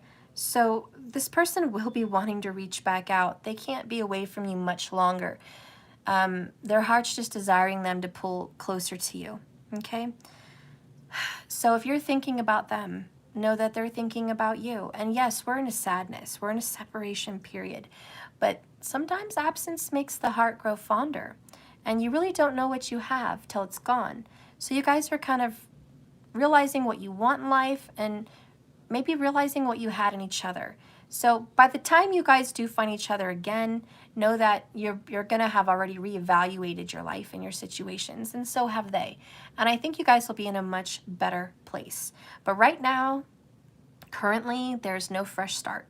There's no renewal, okay? Right now, it's just a period of struggle to figure out what you need to do for yourself. It's a struggle for self-love and self-care and acceptance and letting go. But once you get through that, there will be some kind of a reuniting, okay? But like I said, I do know you're going to get communication from this person, okay? So that's what I feel for you, love. Thank you for ordering this reading from me. I appreciate you a lot. Okay.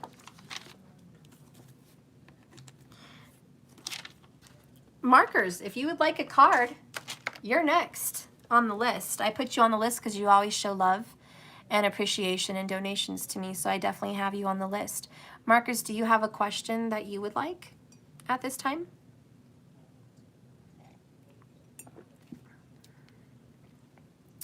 Gotta give love to my markers.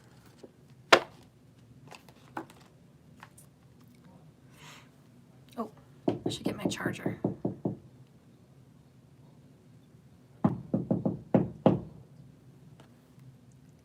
Okay, yes, I paid for what's coming to me. Ooh, yes. Let's do a Moonology, markers.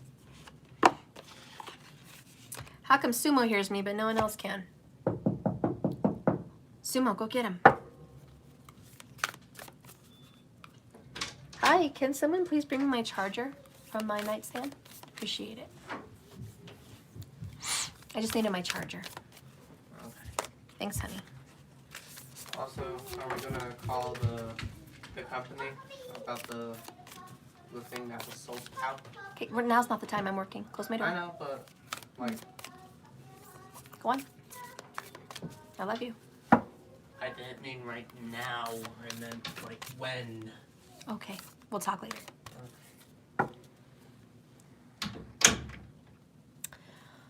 All right, Spirit, please guide and direct me right now for a card for markers. Please guide and direct me. What is coming for markers right now? What is coming? To be honest, with all these omens markers, I feel like you're going to get a visitor. Drop it.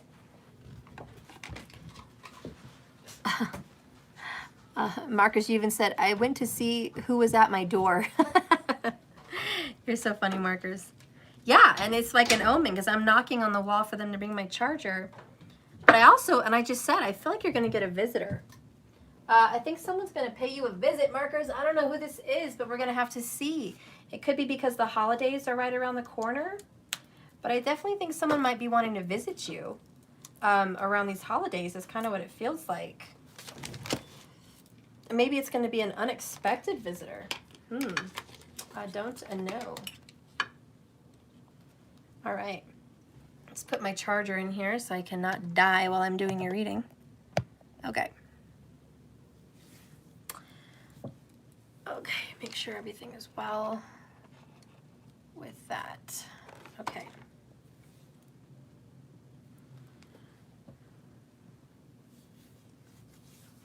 So the oracle card that you got is, ooh, Virgo. And is that not your energy? Listen, Markers, Virgo, you have a new moon in Virgo, a time to give rather than to take. So I think this this eclipse energy too is making you feel very gracious, making you feel like you want to give. You know, this energy of Thanksgiving just makes you feel like you want to give instead of receive. So you might be giving a visit maybe to someone else. You might be giving time, attention, or gifts to someone else also. And just being in the spirit of giving, even if it's just giving forgiveness. But you're going to start giving is what I feel. And let's get a tarot card to go along with that. A very sweet, tender-hearted energy here. Give me a message for Markers. Give me a message. I also feel like you're going to be watching a new series on, I don't know if it's Netflix or Prime, but I was kind of seeing that. Like you're going to start up a new series. There's a series that catches your attention. I don't know, that you're like, I'm kind of interested in that show. I don't think you usually watch too many shows, but I think there's one show in particular that you're kind of excited about, and you're going to start watching it, even if it's just a small series.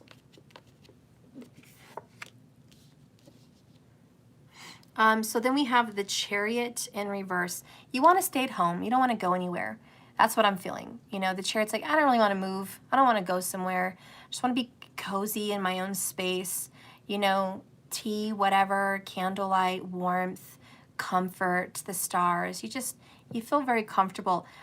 Somebody did probably want you to travel to see them, but you're like, nah, I don't really feel like that. So I think you might be turning down an offer. Also, that might be coming up. If it hasn't come up yet, maybe it will soon.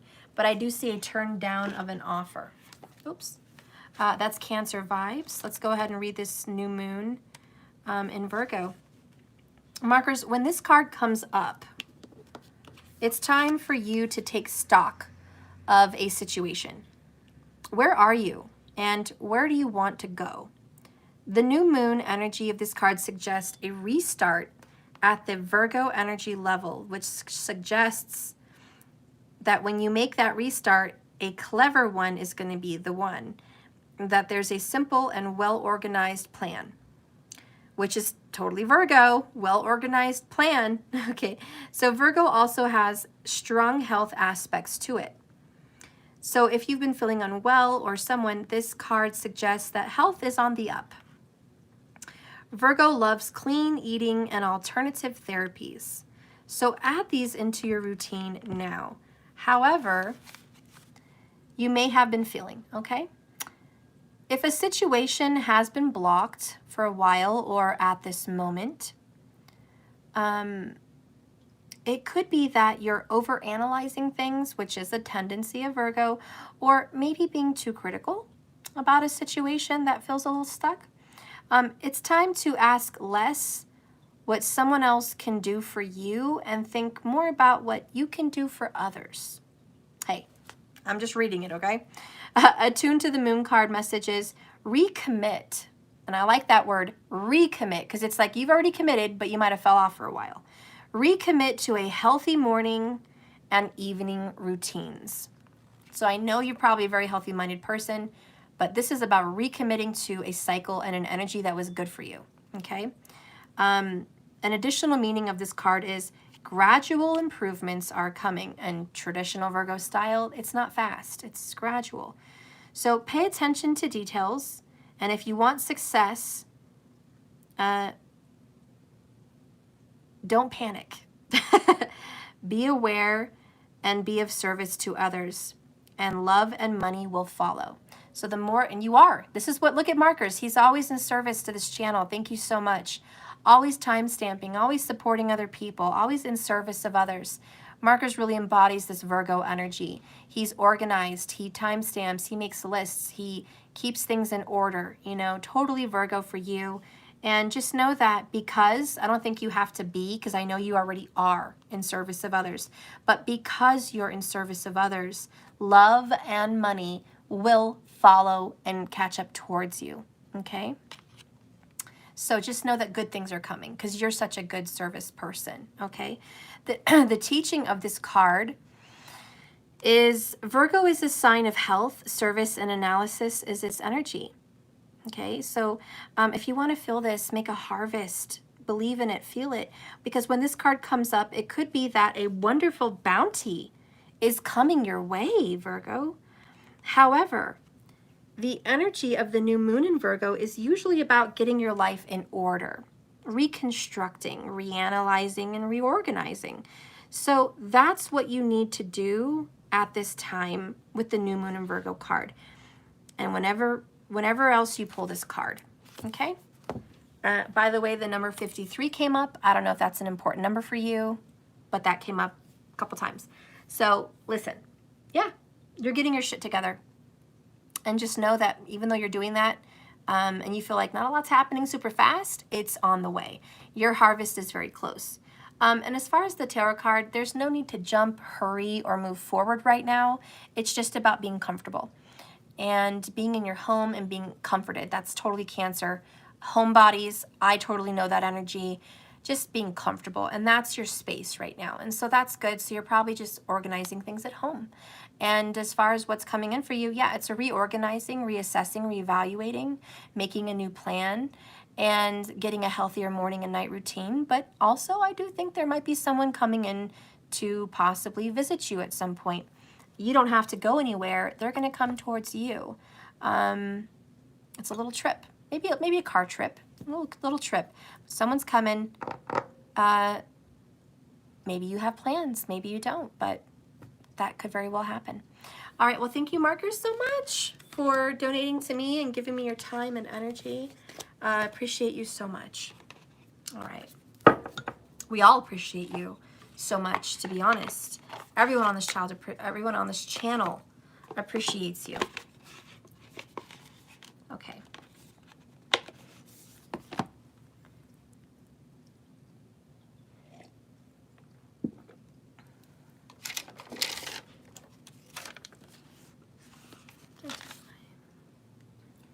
My pen.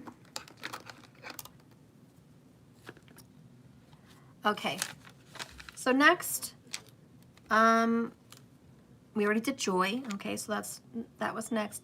Jacqueline or Jacqueline. You know, I love that French name, Jacqueline. So whether it's Jacqueline or Jacqueline, okay, you are ready.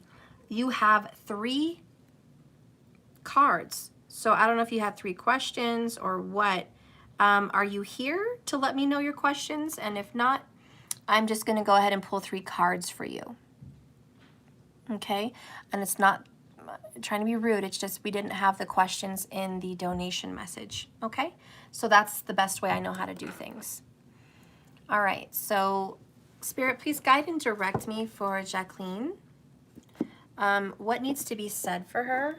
What message needs to be conveyed? Let's see.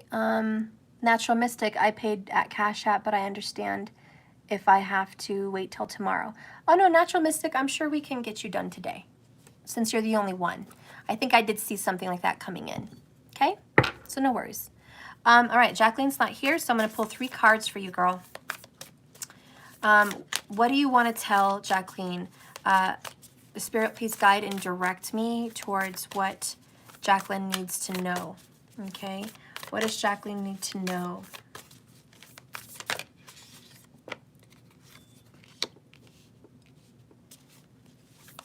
Oh, there were 2 that paid today? Oh, okay. Well, I probably will be able to do them then. All right. All right, so Jacqueline, bottom of the deck here, we have the 9 of Cups. Oh, shit, in reverse. So definitely an unhappiness here and not happy with self. Just not in a happy space today, right? Just, this is not going well, okay? The next one here is Death. Ooh, Scorpio vibes. By the way, 9 of Cups is Scorpio also. So Jacqueline, I definitely feel there's some Scorpio vibes for you. Could be dealing with one, or you have Scorpio in your chart. The next one is the Ace of Wands in reverse. Ooh, and the Queen of Cups. Good Lordy Lord. Love, love, love, love, love, right? This is definitely unhappiness with the relationship. Blue bloomed, no, you did not miss out, hun. So let me tell you, Jacqueline, you've lost pretty much all desire for love at this time, which is out of your character, because you're a very loving, emotionally affectionate, caring kind of relationship kind of person. But someone has just taken the love right out of you. And you're like, God damn, why did you have to do this to me? So you're kind of in a time of looking at yourself and just saying, I need to love me. You know, I got to take care of myself. You're going to be spending a lot more time on self-love, self-care, beauty regimens, health regimens, getting yourself on track. Spirit wants you to know that you're going through a transformation period. There is a time and a break between relationships for you to feel good about yourself. This person gave you a lot of reasons to not love yourself. This person made you not feel very good about yourself. Know that that was a lesson, and you're working through it right now. And so this time for singleness is self-love, self-care. But you are meant for a relationship, and there is going to be a relationship in your future. It's going to be a very alpha, very strong masculine energy coming in, most likely an Aries, but it could also be a Leo. This person's very intense, very muscular, very sexual, and you're going to have some good chemistry with that person coming up in the future. You're not ready for that fresh start yet. Just know that it's on the way. Anything to eat? Yeah, there's snacks in the fridge. Go look. What kind? We have string cheese. We have ham and cheese sandwich stuff. We have apples. Oh, you want a sandwich? Oh my gosh. Okay, let me finish this one card and I'll just take a moment. Did you hear what I said? Give me a moment. I'm reading a card. I hate cold. Oh, I'm sure. Why does it always have to be cold? Because that's my life. I don't like it. Sorry. Close my door and be quiet, or sit down and be quiet. Now, funny how at the bottom of the deck over here, Jacqueline, we had Ursula in reverse, right? She just didn't feel very good about herself. No. And then we have Queen of Cups Ursula here. So there is this, you lost your voice. You lost who you were in this relationship, okay? Shh, this person is just difficult. So anyways, I just want you to know that's the main topic of your situation, losing yourself. And I'm pretty sure you already know. Where's the Queen? Why is she not coming up in the cups? Mom. What? I thought the fish was supposed to be down low. How to get up low? We'll talk about that when I'm done with the card. No. I don't know why I'm not seeing the Queen of Cups in here. What the heck?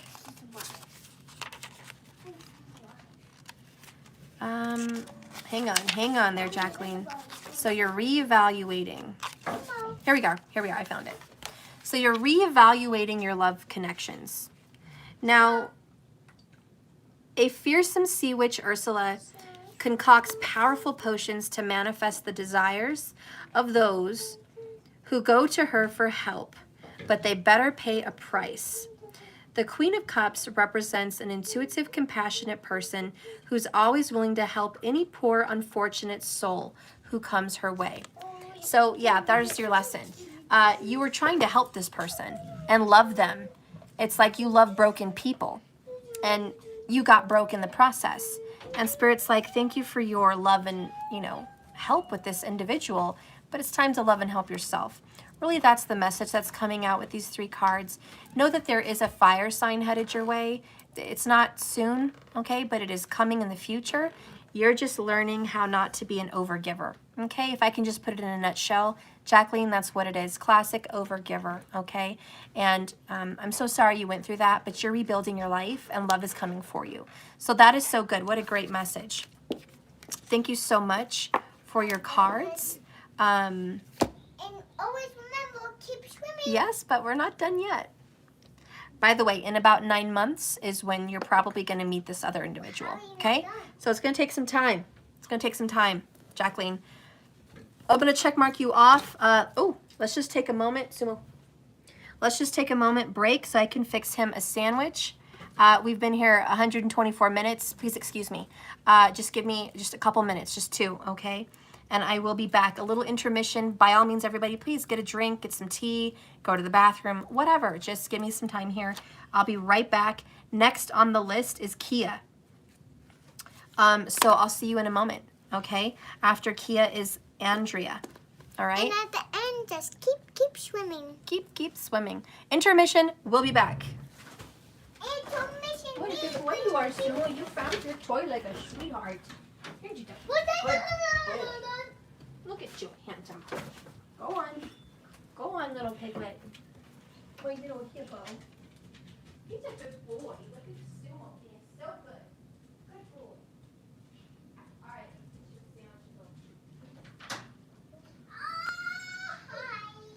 hey guys. Are you done looking at? No, I'm going out. What are you doing? Hi, girl. Oh, hey, sis. How you doing?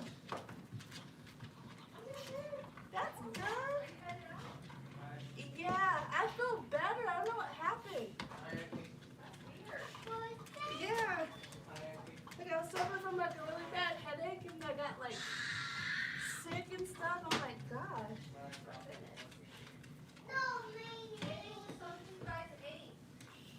Yeah, we did pick up like tacos. So maybe that happened. When I was talking, working, I'm trying to fix it. How's this? Yeah, I mean it was. They did like give it to us like super fast, so maybe.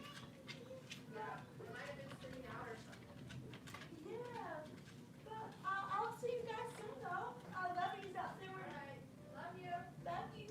Bye, Auntie. Bye.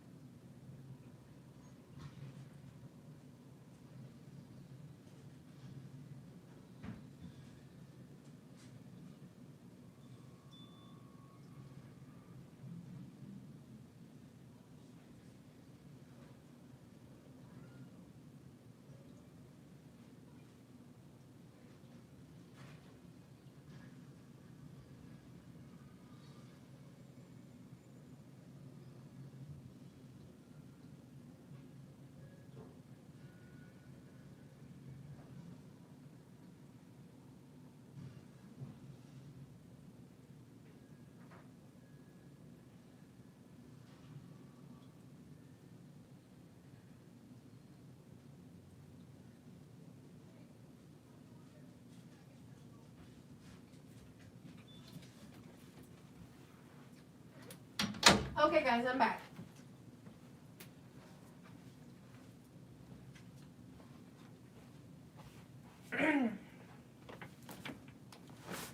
Oh. Okay. Thank you for your patience. I'm gonna grab me a little snack too. Okay.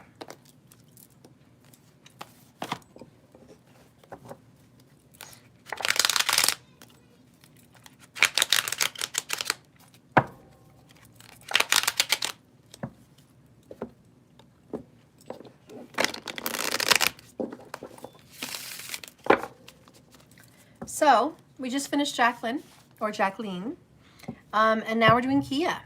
And thank gosh you had your questions there. You have two. What's coming in for your life? And is there a new love? All right, so I'm going to do one oracle, and then I'm going to do a tarot for new love, okay? Hi, Chihuahua. Drop my box. Okay. Spirit, please guide and direct me right now. Please be with me. Spirit guides, ancestors, thank you so much for helping me deliver these messages of truth. I am just a vessel. Every message that comes through is from you, and I appreciate you, and everyone here understands that and appreciates you also. I give you that respect. But please show me through these cards what is coming in for Kia's life. Please show me through these cards for Kia. What's coming through? Let me be a messenger. This is kind of weird, Kia, but I'm hearing Harold. I don't think anyone you know has the name Harold, but Harold. And then I was thinking of Gabriel the Archangel, delivering a message, communication coming in. Also carols, like Christmas carols. And hearing that song, Hark the Herald Angels Sing, fa la la, I don't know the song, but Hark the Herald Angels, I don't know. So that came in. So just know that communication is coming. I also feel really strong Gemini energy for you. Communication and talking. Maybe that's your career. Maybe that's a career that's going to come in for you. I'm really not sure, but that's coming in. Bottom of the deck, Kia, work through your fears right now. You're in some Scorpio new moon energy at a subconscious level. So there's a lot of negativity, darkness, and shadows. You're working through some of those things, okay? What's coming in for you is this energy is gaining momentum. So we have a waxing moon, okay? And this is gains. I think you're well on your way to a new fitness habits. You're well on your way to new energy, feeling good about yourself and life. You've been working at this for a long time, and now you're going to be seeing results, picking up the pace. Mostly, I feel like you're seeing results for everything you've already been working on. So you've just been waiting for those results, and they're coming in. Also, if you're waiting for results from like a doctor or a job or just information, if you're waiting for results, that is coming in. Okay, it's coming in pretty quickly. Yeah. And the energy of 2 is probably important to you. I looked up and I saw 22. Might want to watch the 22 reading. So let's get this waxing moon. Okay.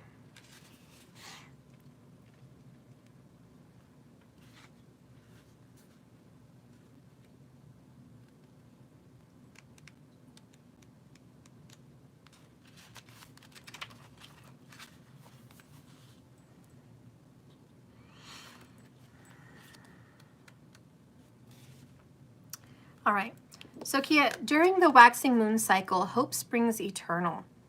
This card is a very positive omen came in, a very positive omen that came in indicating, I don't know why I can't talk today, indicating that you can create the reality you're dreaming of. Though it will take some work and you're not quite there yet. This is a time of energies rising up. Emotions are building up as well. Where do you want to go, and do you believe you can get there?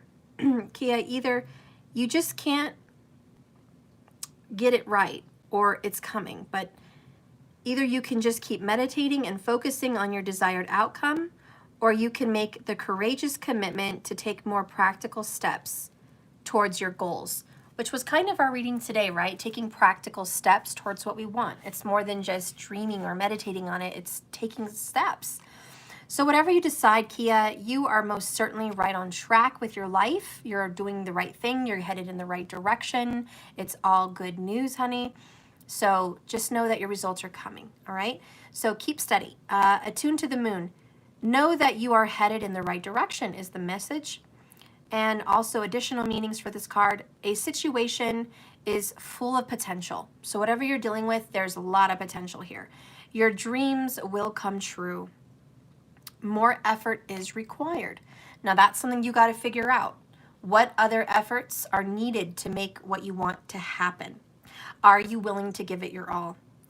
Review your goals and ensure that you are still up for the job and you're still committed. Keep moving forwards is the message.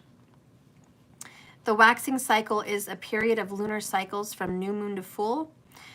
This is a very promising card that suggests that it's time to make plans and to act on them, no matter when you actually pull the card, okay? So that's what's coming in, just a cheerleader message. Keep going, hurrah, hurrah, you're in the right direction. Now, you wanna know, is what's up with new love? Are you gonna get a new love interest? Show me new love for Kia. Please show me new love through the tarot cards. Let me be a vessel of your message, spirits. Let me be a vessel of your message. All right. 10 of coins in reverse. A broken family. Divorce. Broke. Struggling. Damn. Bottom of the deck is 6 of coins in reverse. I'm not digging that. Then you have 9 of coins in reverse. My gosh. Okay.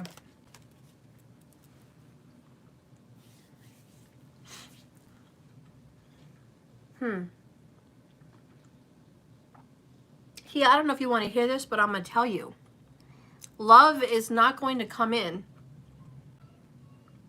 until your money's right. The reason being is steering away from codependency. Now, it's possible that someone that's meant for you, Capricorn energy, is not doing well financially. And they can't have the 10 of Pentacles with you till their money's right. So I don't know if it's you or another person, but just know new love can't happen until that's right. When your career, finances, or money situations get adjusted and the family life tends to kind of balance itself out, I do think at that time love can come in. And it will be a long-lasting love. It will be more marital. It will be committed. Family will be involved, sharing a home, sharing responsibilities. But I feel like, you know, people can't come together when all of that's rocky. It makes for a difficult foundation for a fresh start in a relationship. But if it can give you any message of who's coming in, I do think that a Capricorn, Kia, will be coming into your life once things have leveled out with the family life and the career, okay? So it's picking up momentum, right? There's still more work to be done. Keep on believing, keep on dreaming. It's coming in. It just requires some work at this time. So there's a lot of unbalance and disharmony in the home and in finances right now. It's creating kind of a block. Okay, Kia? So that's what I'm seeing. Just know that I do think communication is coming in, and that's an additional message. Communication from someone you want to communicate with is coming in. They're going to keep trying. Someone's going to keep trying, and I know that communication is going to happen. So if you're waiting for some kind of communication, know that there will be a touching base of that, okay? All right, so that's what I got for you. Thank you so much for ordering that message. Appreciate you. Appreciate you a lot. All right, so then we have Terry. Terry, you have 1 card. You don't have a question with it. So, Terry, I am just going to pull an oracle for what's coming into your life. That's what I feel called to do. Spirit, please guide and direct me right now for Terry. What's coming in for Terry's life at this time? 1 card for Terry. I feel like something's dead. Something has died, like my fish, belly up. Belly up. Which is also a time of surrender. It's a time of not taking action, just surrendering. You got the same as markers, a time to give rather than take. Wow, so I'm not going to reread it again because we just read it with markers, but I will talk about it. Then here we have your commitment is being tested. Okay, how much do you really want this? Terry, there's something that you really want. And it feels kind of dead right now, belly up. And I feel like why I felt surrender and drifting and not taking any effort is because you're not doing anything about it. You need to reevaluate your life with this new moon in Virgo card. Could be done with a Virgo. But you need to reevaluate. How bad do you want this? What steps are you willing to take? This is about getting practical and getting a new plan. Writing down what you want, spending more time in a good energy and a positive energy, not being too criticizing, not being too judgmental of things, but just seeing it with a different perspective possibly. You're going to definitely get that if you better up, that's not a word, better up, but when you better your morning and your evening routine, you're going to be more positive. So there's a lot more practical things that you need to do for your life, Terry. Starting with you, starting with a list, starting with organization, starting with a new plan and reevaluating what you want and taking steps. Because right now surrender is over. It's a time to get involved. It's a time to take action towards your goals and figuring out what you want, because bottom of the deck over here, your commitments towards your dreams are being tested. And the biggest message for you, Terry, is how bad do you want it? because the manifesting and dreaming and visualizing, can't talk today, is not going to cut the cake. Just not going to cut the cake. There needs to be more involved with what you want. And so are you ready to do candle work?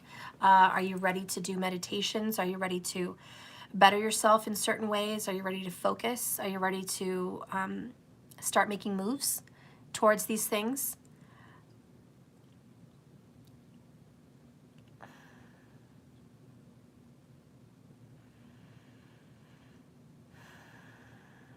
You know, I had a vision of, if you want a relationship, are you making time or room for a relationship?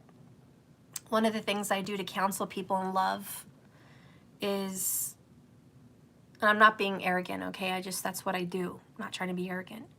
But one of the things I always mention is, are you making time in your routine for a relationship? Because there's a lot of good-looking single men that I've worked with, and they are hot, guys. I work with a lot of good-looking single men and women, some good-looking single women as well. But here's the difference that I've seen between men and women that I work with, that I've personally worked with. The single men that I work with, they work out. They have a nice body. They have a nice car. They have a nice house. They're ready for love. They want a family. And they're having a hard time finding the right woman or man, depending on if they're gay or not, you know, but they're just having a hard time finding the right partner, yet they look fucking amazing and they have their shit together. So they're like, what's wrong with me? You know, I've had my heart broken. And most girls are like, what? How could they have their heart broken? Like, you know, please put me on a silver platter. It's not that easy. Because even though they're taking care of themselves and doing very, very good for themselves, they have zero time for a relationship. And they're manifesting singleness. You heard me right. They are manifesting singleness. This is a little golden nugget, you know, I'm sharing with you guys. Because they spend so much time working out, eating healthy, taking care of their career, looking good, having balanced time with their friends and family, they have a very busy schedule.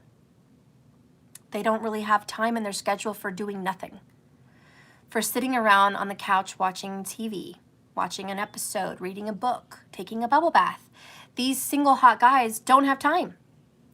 And that pushes away the lover. The energy's not coming in because there's no space. They're telling the universe, I am happy and whole. I don't have time for a relationship. I don't have any downtime to cuddle, be under the blankets with my lover, and eat sushi and watch a movie. I don't have time to take a bubble bath with my lover or to make love with my lover. I don't have time. I only have 5-6 hours of sleep. So they are pushing away love. That's a little golden nugget. I've had to tell them you need to make downtime. Schedule time to do nothing. You know why? Because when you have a lover, you're going to need to do that. You're going to have to make time for your lover, and your lover's going to want to cuddle and spend time and be with you.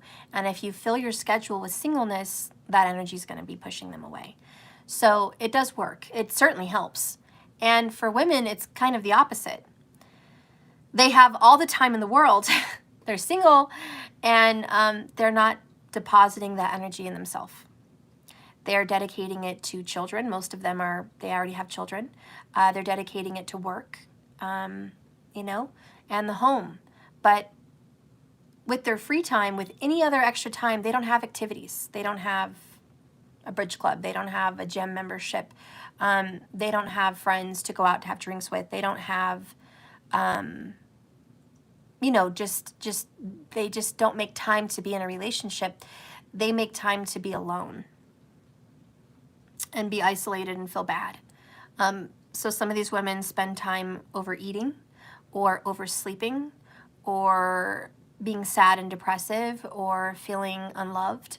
And they're also repelling someone's energy because instead of choosing healthy habits that call a lover in, they're choosing negative habits that repel a lover.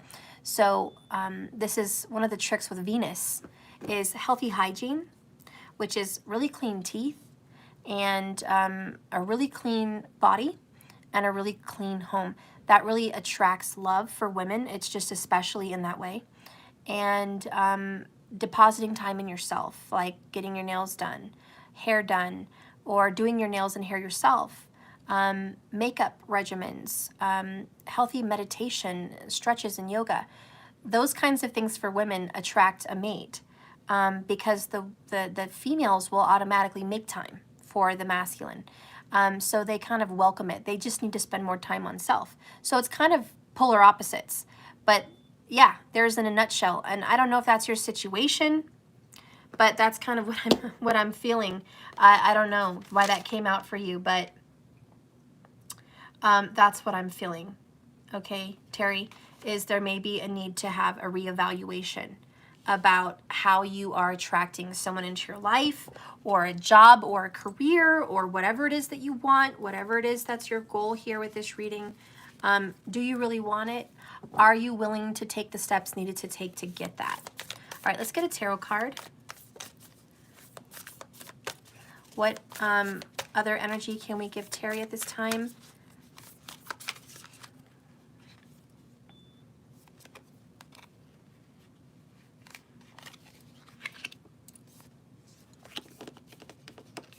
Yeah, it's that one. Okay.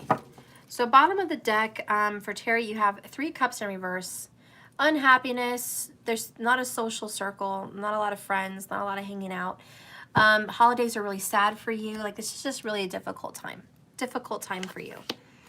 The card that came out for you is Knight of Cups. Love is coming in. You have no reason to be sad. You just have to do a few things to make it happen. It's almost like somebody's waiting for the right time to knock. There might be somebody watching from afar, waiting to see when you're ready for love, or just spiritually, universally, you know, the energy is ready to come in. It could just be an energy, not a person. Love is ready to come in when you're ready to take some other action. Okay, so your Knight of Cups is coming in. This is a water sign, Cancer, Pisces, or Scorpio, lover. Okay, but love is coming in. Your happiness will turn around. Your harvest is on the way. Just how committed are you to wanting this? Because if you are, there's some things you could do to make it happen.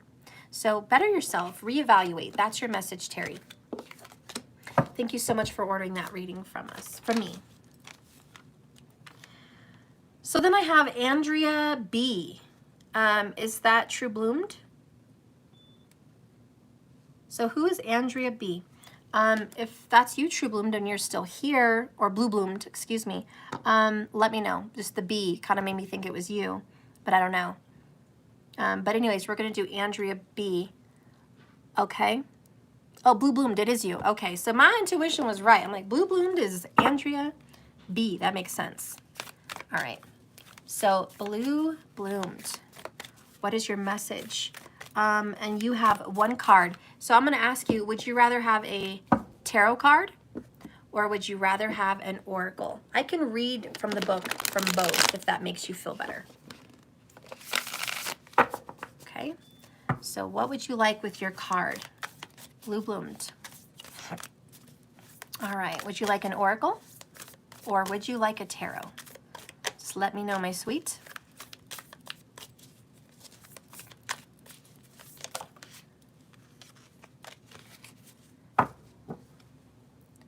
Oh, you paid over 2 times. Oh, okay. All right. I didn't see that. I'm so sorry. I must have just seen Andrea B with $11 this recent time. I'm sorry. Probably came into 2 different times. So you want to do a tarot and an oracle then? We'll just do that. Okay. So we got the 2 of Wands. I was shuffling and that really came out. This is an indecision. It's a war in the mind. It's a mind over matter kind of situation. There's a lot of things going on inside of you, and you feel at war with yourself. So there's a lot of that. Okay. And I feel like it's you against yourself. You're trying to do things differently, but a part of you wants to do things you've always done them. You're also at a crossroads and an indecision if you should pursue a fire sign. Should I pursue this fire sign? Because I have another option. So I feel like you have to choose between 2. That's tough. And maybe you're at war with yourself. Maybe it's 2 jobs. Maybe it's 2 lovers. Maybe it's 2 places to go for the holidays. I don't know what your situation is, but there's definitely a choice that you need to make. And you're having to trust your intuition with that. Bottom of the deck for you is the Justice card, Libra energy. And this is balancing out your pros and cons. Okay, taking down a list. Should I? Shouldn't I? What should I do? So you're definitely taking action on making sense of all that clutter because you're definitely trying to make sense of it. You're coming to a conclusion. You are going to be decisive.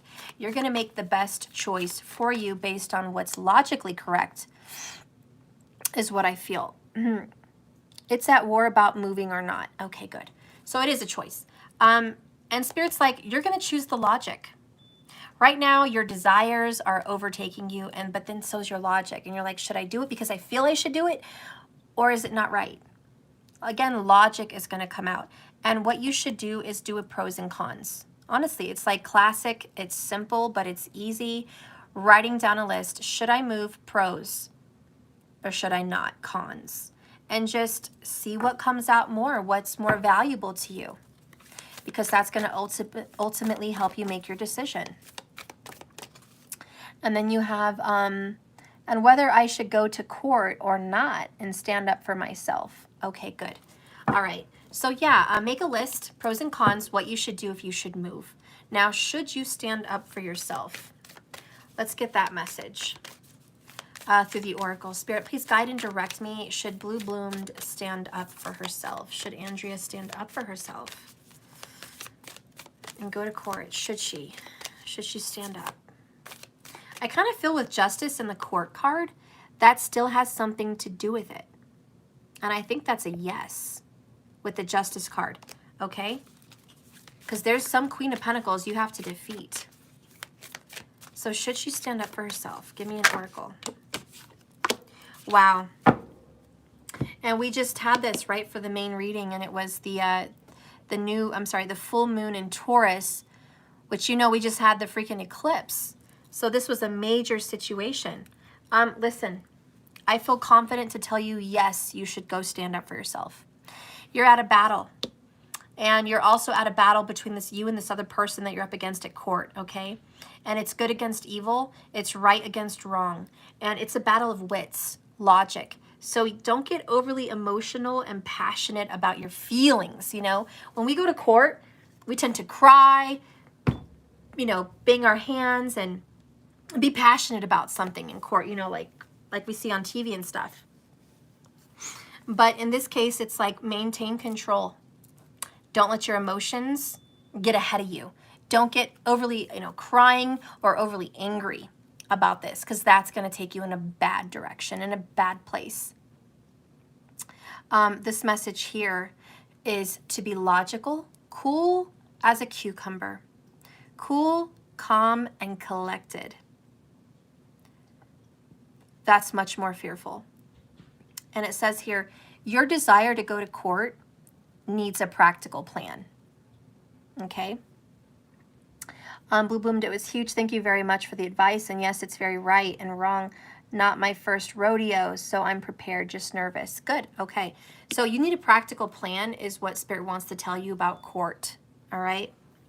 And what does that mean? You need to have a list. You need to get shit together. You need to have times, dates, locations, pictures, messages. Get it in a file. Get it all organized. Write down as if it were a movie script. How you're going to have an intro, what you're going to say in the middle, and how you're going to close. You know, every lawyer needs to have a closing. Every lawyer needs to have an intro, an introduction to what their case is. And then the middle is all the proof and evidence. So you have to have your ducks aligned in a row and be ready to fight with a plan. Okay? Because if you go in there hot-headed or emotional and you just want to say what you have, it's going to be a mess. It's going to fall apart and it's not going to work. So Spirit's like, if you're going to go in, have a plan. Because we can't go in guns blazing, right? No guns blazing.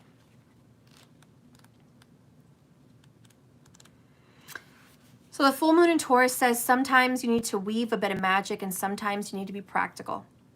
And sometimes you need to find a combination of the two. You need to use the laws of attraction to draw in what you want by imagining it, by expecting it, and by welcoming it, ready to receive. But you need to balance that with taking down-to-earth steps towards this goal. This isn't about wishing on the moon and hoping for the best. This is about making something like a list of bullet points about how to achieve your dreams. And if you're asking about money, this card is to change. This card heralds a change of financial fortunes, depending on both your past actions and what you're expecting, and therefore attracting. So be careful what you're attracting to yourself. Write down 10 things that you know are wonderful about you. Additional meanings for this card: laziness could explain your current situation. If so, own it and change it. Also, chasing money doesn't work. You need to chase passion, dreams, love. Thirdly, jealousy or envy creates a negative energy and therefore will attract negative energy. We also have more physical exercises called for. So more just physical energy is called for. So since this is usually about court here, you need to put more of you into this, okay? It's going to be difficult. It's not going to be easy. It's going to be work. Are you committed to that? I think justice will be yours. I think if you pursue this in court, you will win. Justice is upright on your side. And with the Two of Wands, this is a battle between good and evil, right and wrong. And good always wins. So just make sure you have a practical plan to do this, okay? That is your advice, Blue Bloomed. Thank you so much for ordering this reading for me. I appreciate you. Thank you, Spirit and Spirit Guides, for giving me that message for her. All right, let me find my pen. All right. This is so very useful. I'm making my list. I've been stuck, so definitely needed this kick. You'll be prepared. Oh, thank you so much. Oh, you'll be prepared. Thank you so much, Blue Bloomed. I love you, girl. Good luck. Keep us posted. Our prayers and love and light are with you. You have a whole magical light work team behind you. Good will conquer evil. All right. Kira, if you're here, you're always a watcher and a viewer, and you donate even without asking for a card. You just say, this is love for you, 444. Thank you for all you do, and thank you for your messages.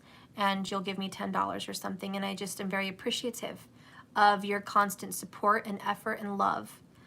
So because you're always so giving, I want to go ahead and give you 2 cards. So if you would like to, you're here, great. If you would like to ask me a couple questions, I'm happy to give those to you. In return, thank you so much for what you've given me.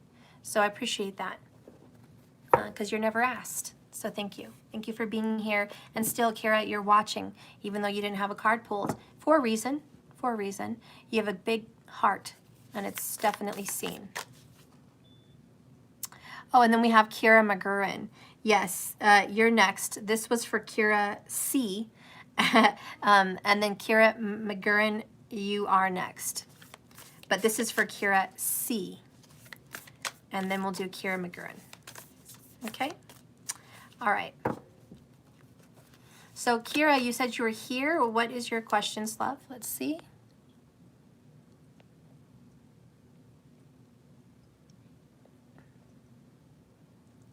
Oh, they're different? So the other Kira is not here.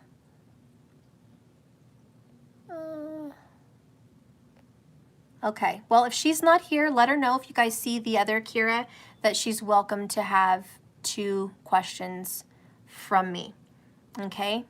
And I do have another K. So I do have another Kira McGurran, which you are also next, and you had a question.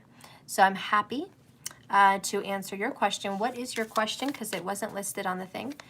Just let me know. Yeah, there's a Kira C and Kira McGurran. Okay. All right.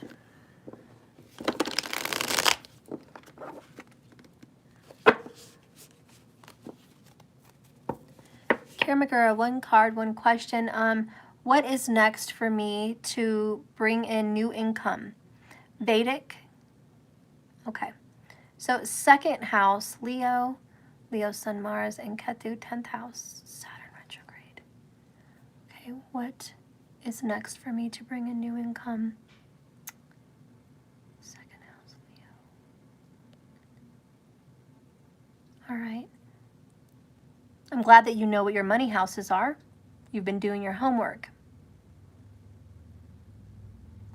All right. So with Ketu there in the second house, and in Leo with the sun exalted there, well, not exalted, it's exalted in Aries, but it's in its own sign of Leo. You have a lot of confidence and power on how to make money. In your past life, you had a lot of money and you were very good at it. And you might have been a banker or somebody that was rich or in control of a lot of money, okay? So making money, creating money, keeping money is something you do very well. You could even be in financials. You know, a career choice for you would definitely be behind numbers and money and financials. Even owning a restaurant and being a management or an owner of that would be something that interests you. Owning a chain of some type of, you know, food restaurant also. But also eating very well and living very, very well. Okay. Oh, thank you, Andrea Blue, for the 22. Thank you. Oh, I appreciate you so much. Thank you so much. So anyways, Kira, you don't obviously have a problem making money. You have a problem keeping it. You know, because freaking Ketu's there giving you the loss. Every time you make money, gone, right? Every time you create money for others, it gets taken from you. Probably through court, in-laws, marriage, relationships. It's just money gets taken from you. You just don't seem to hang on to it like you used to. Saturn matures at the age of 36. So he's in your 10th house in retrograde, which is much better than direct. Believe it or not, retrograde gives better results, actually. But he's in his own house, you know. He's happy. He's like, oh yeah, this is where I like to be. So Saturn wants you to be in service. So much of your life before the age of 36 in career, you're meant to be in service. It's unfortunate for someone that likes money. Saturn's like, I know you like money, girl, but I ain't gonna give it to you yet, okay? You're gonna work real hard for this one. You know, you're gonna probably be waitressing or customer service or cashiering or working under other people, you know, like you're working under someone, you know, and you're an employee, you're not a business owner, which your past life, you probably were a business owner because Saturn is karma. But now you're getting the other side. You're getting the other taste of what it is to be an employee. But you are meant to definitely be good with numbers and maybe even have your own business. Like that may be for you, okay? But there's a loss in money.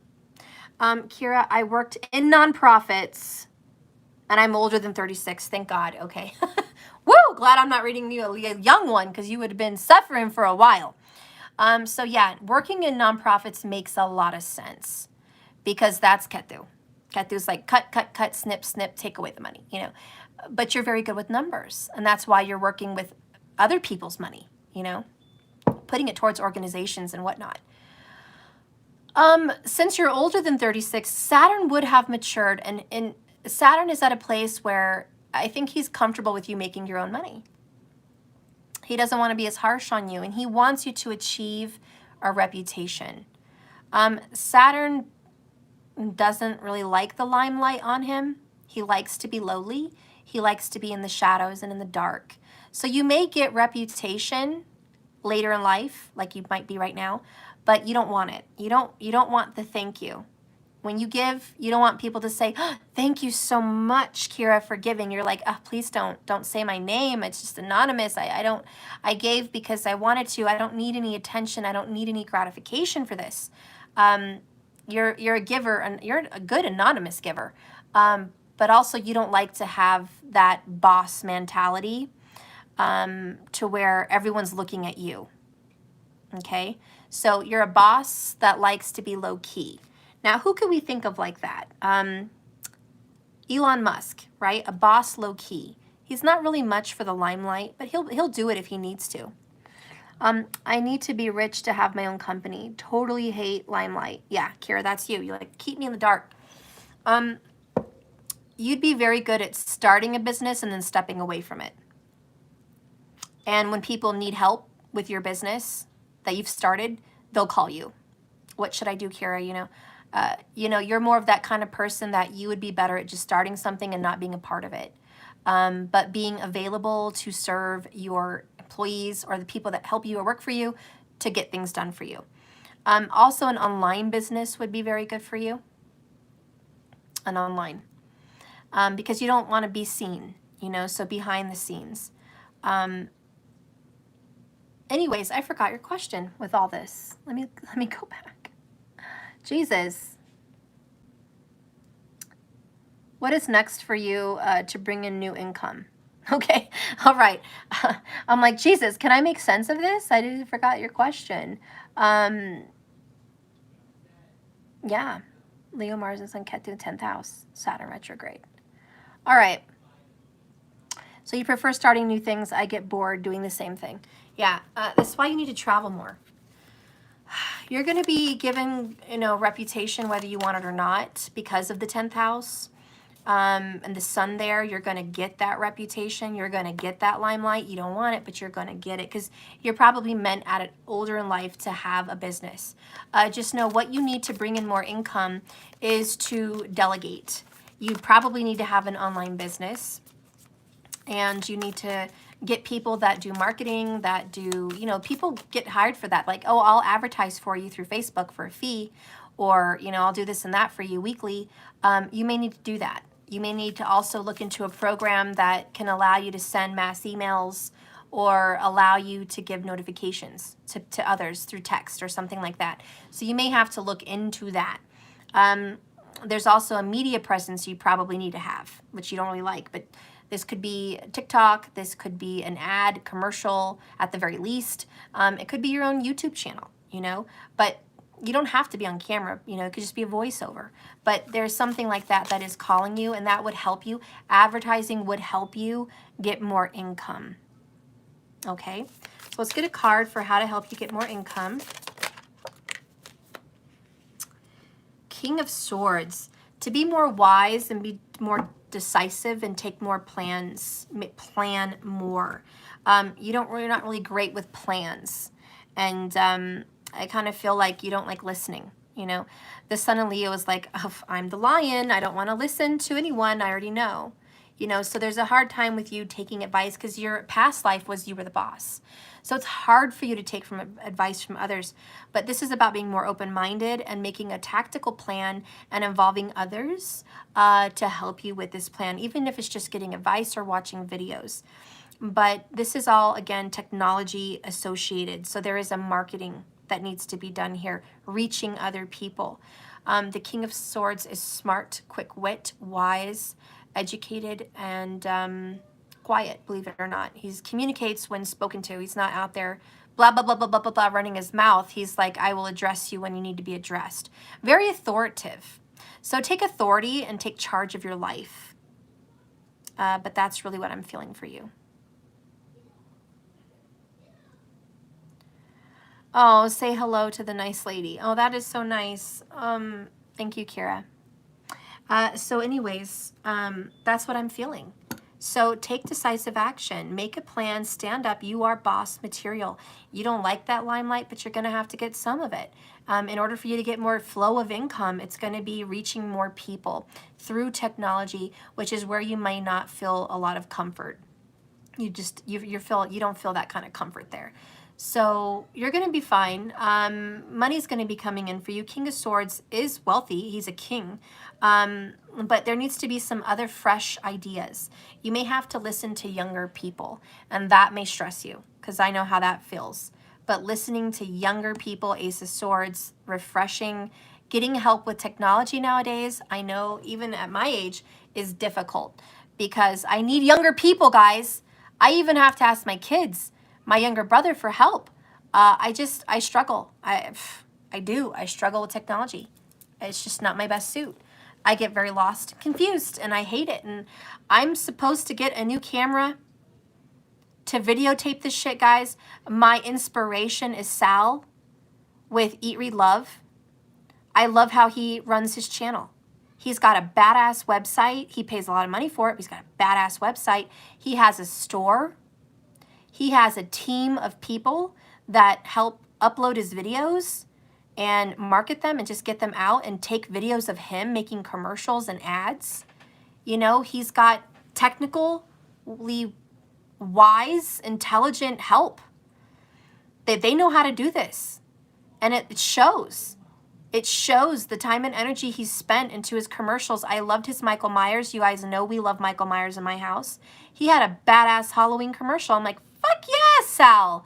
You just kicked serious fucking tarot ad ass.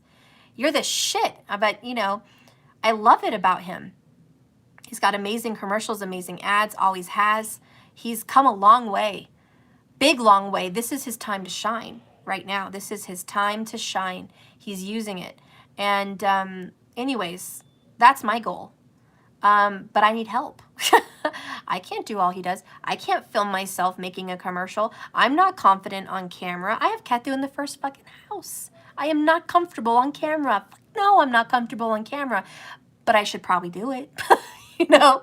And I'm not good at recording videos, having intros and outros, and cutting videos and, you know, all of that shit. I'm not good at that. And uploading it, the time that it takes, getting the right computers, equipment, bandwidth, Wi-Fi, whatever the fucks, and freaking modems and shit. Like, I'm not, no, this is not me. You think I would be because I'm a Gemini, but I'm fucking not, man. I'm just fucking not. I need help. And so I gotta ask my kids to freaking help me. I'm like, guys, mom needs help. Do you know an app, a program, something that I can do? And they're like, yeah, mom, I know this app. And I'm like, what? Anyways, Kira, you may need help from other people, and you may be kind of old-fashioned, and you may be traditional, and you may be, you know, that's that Saturn. It's very traditional. It's very old. It's, you know, traditional way of doing business. There's a new way to do business, and your karma is to change those old ways. And Kira, you'd rather help me. Or I'd rather help you. You're so nice, Kira. Maybe you're gifted at that. I don't know. Maybe you're just gifted at marketing, helping other people do their business well. You seem to be a giver. So maybe it's, you know, the shoe on the other foot. Maybe you can help other people succeed and people can pay you for their services. So whatever you know, just know that marketing somehow, some way is involved in you getting more income, if that makes any sense. Thank you so much, Kara, for watching my channel and supporting me and having me do this reading for you. I appreciate you a lot, and I hope that little reading helped. I guess that's it. Was that it, Kira? Yeah. Was that it? I don't know. I lost track, guys, with all my rambling.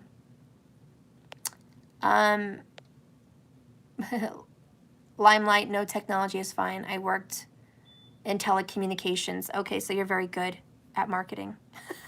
Okay, good. All right, well, I'm glad that that works for you, but that's your niche, all right? Thank you so much, Kira. Next, we have Tawanda, and you had 3, my dear girl. 3. So are you ready? Are you ready for this? Are you here? Because you didn't have a question in your purchase. So I'm either just going to pull 3 cards for whatever Spirit wants to tell you, or you're here and you're going to ask me. But that's what I got, girl. I think unless you come on really quick, I'm going to do 2 tarots and an oracle, okay? I'm going to do past, present, and future, what you need to know. All right, Spirit, please guide and direct me for Tawanda. Give me a card for the past. For Tawanda, give me a card for the past. Thank you so much for that. Spirit, please guide and direct me. This is your message. I'm just the vessel. What is the future situation? Future? Future situation. Okay. All right. Tawanda, bottom of the deck here. Knight of Coins. Slow to come. Hell, slow to come. Sure to give. If this is a earth sign lover, Taurus, Virgo, Capricorn, they're on their way, honey. They just probably got lost. I'm just kidding. They didn't get lost. They're nitpicking, they're judgy, and they're criticizing of themselves. Okay? And the person that you're dealing with is just stuck in their head, and they're very slow because they nitpick at every little thing. Or that could be you, if that's you showing up as the Knight of Coins. Like, the reason you move slowly through things is because you're very specific, is a nice way of saying a little OCD. A little bit of that, okay? A little bit of that. Let's go ahead and get an oracle for the present. What should you know right now from Spirit? What should you know? Spirit, guide and direct me for Tawanda. What should she know in the present moment right now? Let me be the vessel of truth. You deliver the message. Tawanda. Tawanda in the present. Bring love into this situation. Ooh, and we got 2 cards. Nothing is yet set in stone. Mutable moon. Get your ass to the beach also. Saltwater heals. Okay? I just came from the beach, and let me tell you, it was heaven. I wish I lived near the beach. I'd be there every single day. I love the beach. A lot of fear in those waters. God knows the freaking sharks I avoided. But I'm telling you, it's healing. It's healing to be by the ocean.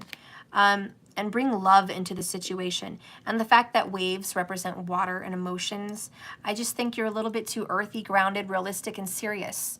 You need to start focusing on emotions, dreams, fantasy, feelings, intuition, all divine feminine energy. That's your focus right now. I will read from that for you, but let's see what's going on in the past.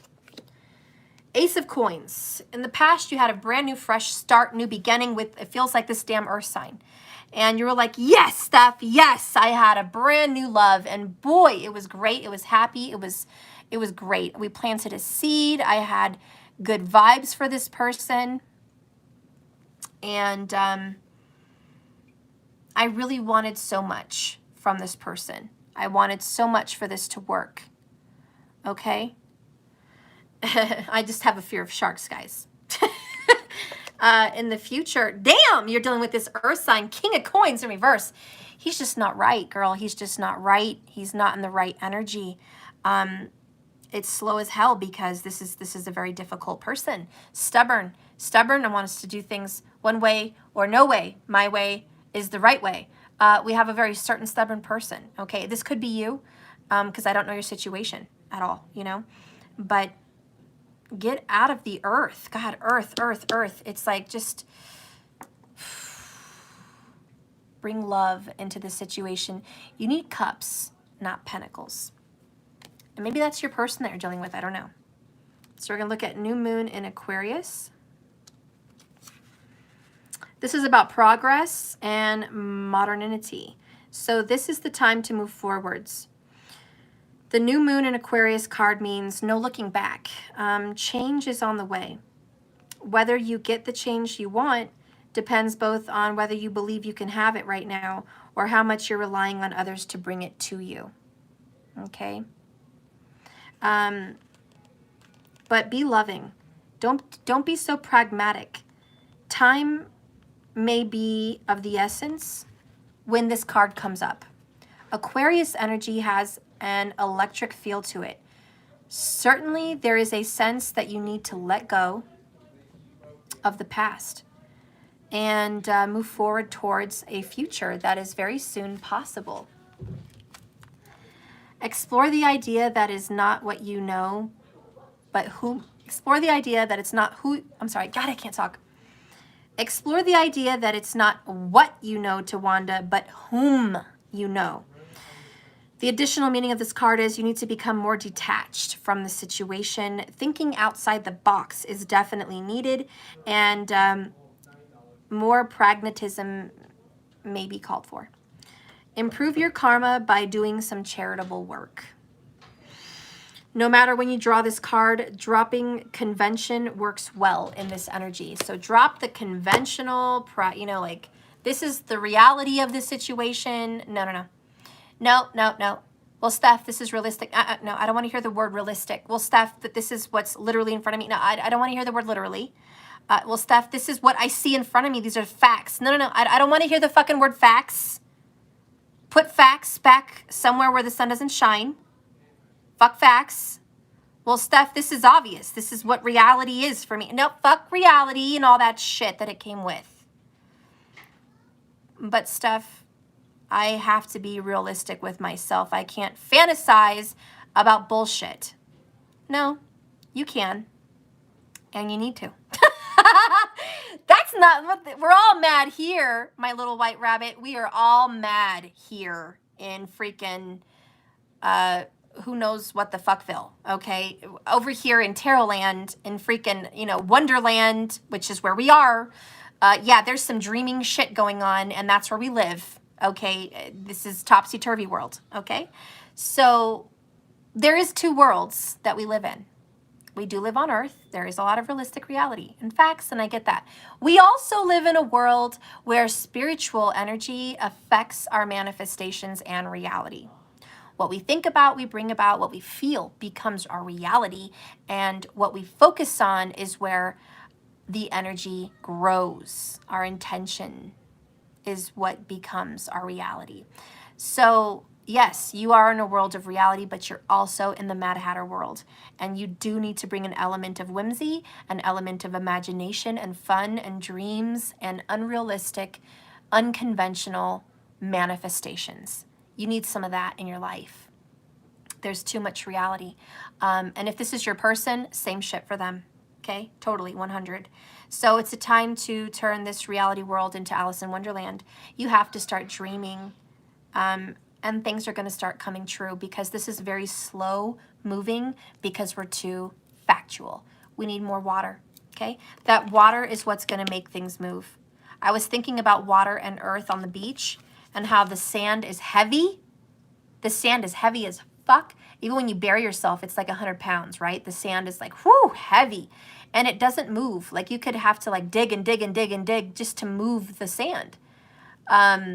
Just to get a bucket. It felt like a workout. But the waves come in and it just moves all that dirt like it was nothing. Like it was nothing. 1 minute I'm smacking the earth and it's hard and flat and firm. The next thing I know, water moves in, fills the cracks between the sand, and the sand is all wibbly wobbly, wavy and just loose. And I'm like, wow, it's amazing that water can just affect the earth like that. The earth is so strong and stable, but then water comes in and it's movable, it's flexible. And I do think that's what your reading means, is you got to be flexible. Let the water come in and move you. You're too grounded. You've grown roots in some kind of a situation that's not moving. You just fucking planted roots. And water's coming to uproot some of that shit and get it moving, because we're too stuck. Anyways, that's your reading. Thank you so much for ordering. You do have a future with this earth sign, if you guys can think outside of the box and bring love into the situation, okay? Dreams, fantasy, okay? So bring it, Tawanda. You wouldn't be watching me, by the way, if you weren't watery. So I know you've got some water in your chart and you're probably dealing with a very earthy fuck, or that's you, but you got this, okay? All right, I'm done. We had 2 people that said they just paid, so I'm willing to do you right now. Oh, that sounded nasty. I'm willing to do you right now. I'm kidding. But seriously, who paid during this reading and you would like your cards read? Let's go ahead and do that. Natural Mystic. Number 1, my investment with Samuel and another country. Profitable for me? Is he being honest? Should I continue? So is this Samuel trustworthy, okay? Number 2, divorce case. Best for me to settle out of court or continue. All right, so court, Samuel. All right, let's get some cards here. Let's do tarots. I feel like tarots. I will read from them also. Spirit, please come into these cards. Help me deliver a message here. Please give me the message about Samuel. Is he trustworthy? Should she continue with this? What's going on? Let's sum up these questions into one question here. Is this energy good with Samuel? Okay. Is this energy good? All right. And, shoot, I already brain farted the other question. Divorce case, best for me, settle out of court or continue. Okay, should she settle out of court or continue to pursue this in court? Should she settle out or continue to pursue this in court? Ooh, 4 of Wands. I'm sorry, that stands your ground. Fuck all of that. Emperor, I'm in charge. I'm the boss. Who the fuck are you? Excuse me. Yeah. Who the fuck are you? That's the Four of Wands, Emperor. Excuse me, I run this shit. Okay, these tarot cards, they belong to me. Yeah, this, everything. Like, all these 78 cards, they're mine, okay? I own that shit. This is my world. You're just a squirrel trying to get a nut in my world, okay? That's the Emperor. Don't fuck around, you know? I want to be the all-powerful, you know, genie, you know, and he gets fucked at the end, but that's Jafar for you. Like, this is my world, all right? And I take that with the court situation as, I think you should pursue this. I don't think you should settle out of court. Bottom of the deck, with the Ace of Coins, I do think there's a new beginning for you, and there is money for you. All right? So there is money coming in for you with all of this. So I do think you're going to get that financial new beginning out of court. And I do think you're going to have a financial blessing if you are the Emperor and you pursue what it is you want to pursue. And you're in control and you're in charge, because it feels like you have the upper hand. Okay, so that's the answer for court. And as far as Samuel, oh hell no, easy answer. You can't trust Samuel. Sorry, he's a magician in reverse. He's a magician in reverse. Whatever energy, you had a lot of questions there with him, is involved with Samuel and this country and what you should do and invest and blah blah. Fuck no. Samuel's not trustworthy. He is a freaking magician in reverse. He's a con man, a con artist, a sneak, selfish, manipulator. I'm going to read it to you because you're not going to believe me. Where's the book? All right. The magician is a figure with limitless power and raw talent. Slick Rick, right? Slicked back hair salesman, right? Like the magician, smooth talking, Dr. Facilier. The flashy conjurer, powerful sorcerer, who stops at nothing and achieves his goals. So we have this Gemini energy, right? This Gemini, this Virgo, smooth talker, baby. They have a silver tongue, could sell ice to a penguin, and certainly could sell you on a venture that may not be good for you. Why? Because he's supposed to get something out of you, okay? When this card is reversed, my dear, skilled at the sleight of hand. Woo! Get chills. Skilled at the sleight of hand. We got trickery, the ambitious shadow man. Dr. Facilier will do anything for power and riches. But the magician, when reversed, advises you to resist the urge to turn ungrateful princes into frogs. Nefarious shortcuts are seen. Shady energy, double-edged deals. Trickery will surely backfire on you. Work hard and stay focused to accomplish your goals, and leave your friends on the other side. Out of it. Leave them be. It's not good. That is my message. There's no trustworthy there. I'm sorry. There's just not. I like his name. That's my dad's name, by the way. Samuel. Love the name. But I'm sorry, but this card was meant for him. I pulled a card.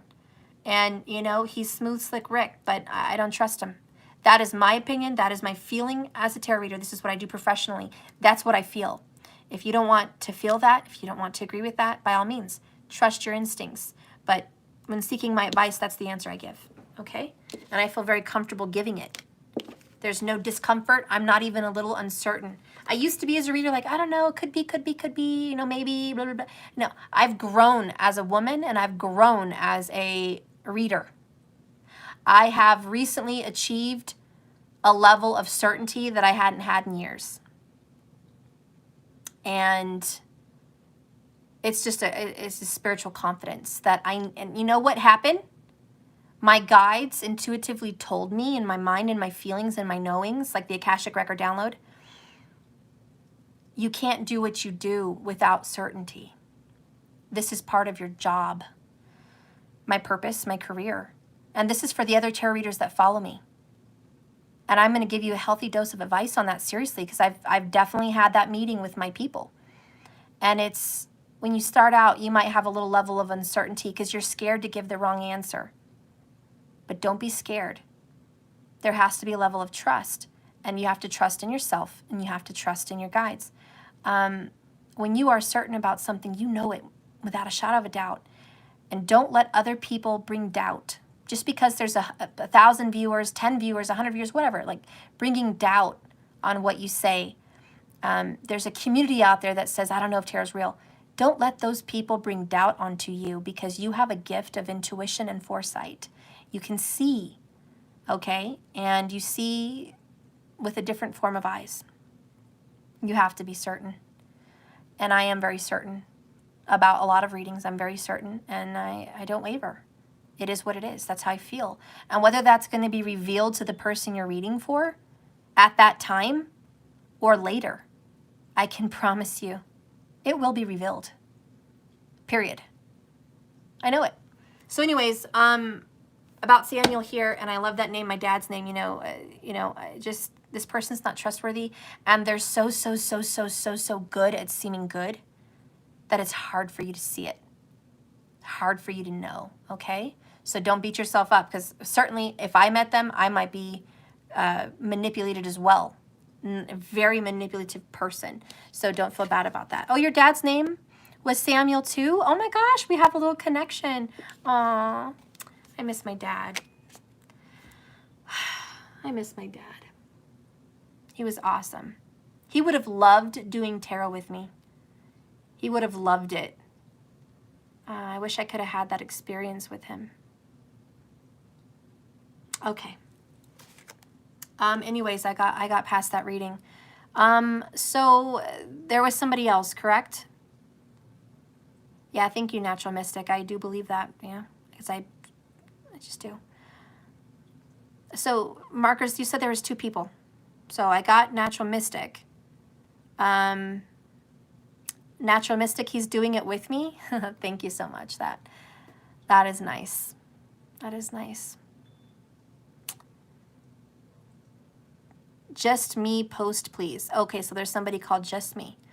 Just me, babe. Where are you? Let's post. Let's get that question. Did you pay for 1 or 2? Let me know in your comment. All right. You guys are awesome. I feel like my morning just passed me. Okay, so your name is Sabrina. Hi, girl. Hi, Sabrina. My question is, number 1, okay, should I end my relationship with Aaron? Number 2, should I give Tony another chance? He is the father of my children. Why do I constantly dream of Keith? Girl, you are blessed. You've got freaking Aaron, Tony, and Keith. My goodness. I wish I had that kind of luck and love. I guess I kind of do, but I don't think I'm lucky to have them. But it must be nice. So I take it you did 3 cards. So let me just divvy this up. I got to look at your question while I'm doing it. What the heck? Okay. Should you end your relationship with Aaron? Spirit, guide and direct me. Should Sabrina end her relationship with Aaron? Should she end it? What's going on?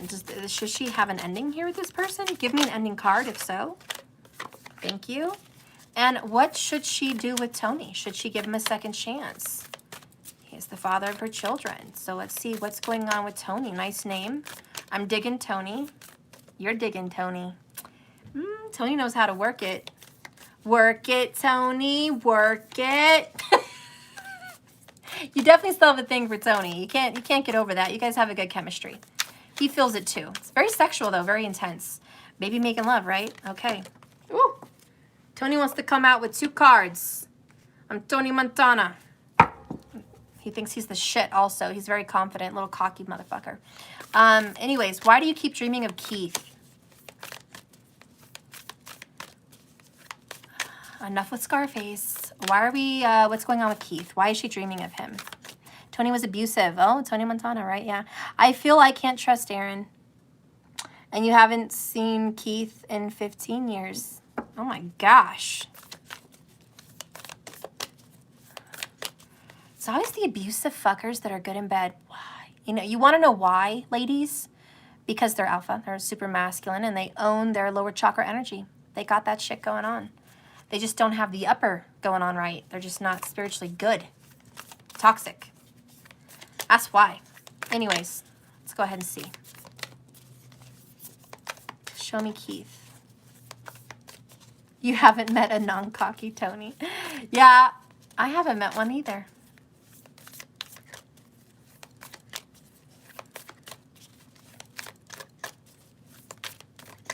Sorry, this is taking forever. Keith. You know, you got 2 cards for Keith. I got to give what I got to give. I haven't seen someone in 20 years. My first love. I still have dreams of him every now and then. One time it was really intense and I had like 3 or 4 in a week. And I was like, what the fuck? We don't even talk to each other. He lives in a different state. We touched base twice in 20 years. Like what? I just think he was thinking about me. I think he was going down memory lane. It was a Mercury retrograde at the time. You know, maybe your energy with Keith is the same. It's just he's thinking of you, and you're feeling that energy, so you're dreaming of him. He's trying to connect with you spiritually. Okay. Bottom of the deck, you have 10 of Pentacles in reverse. Not a good energy. Okay. This is just family life, love life, married life, home life to shatters, to shambles. And that's really what's going on with you right now. Like your family life, your immediate, your little personal family, not your mom and dad, but your little family unit. It's not right. That's kind of how you feel. It's wrecked. You know, it's a wrecking ball that came in. All right.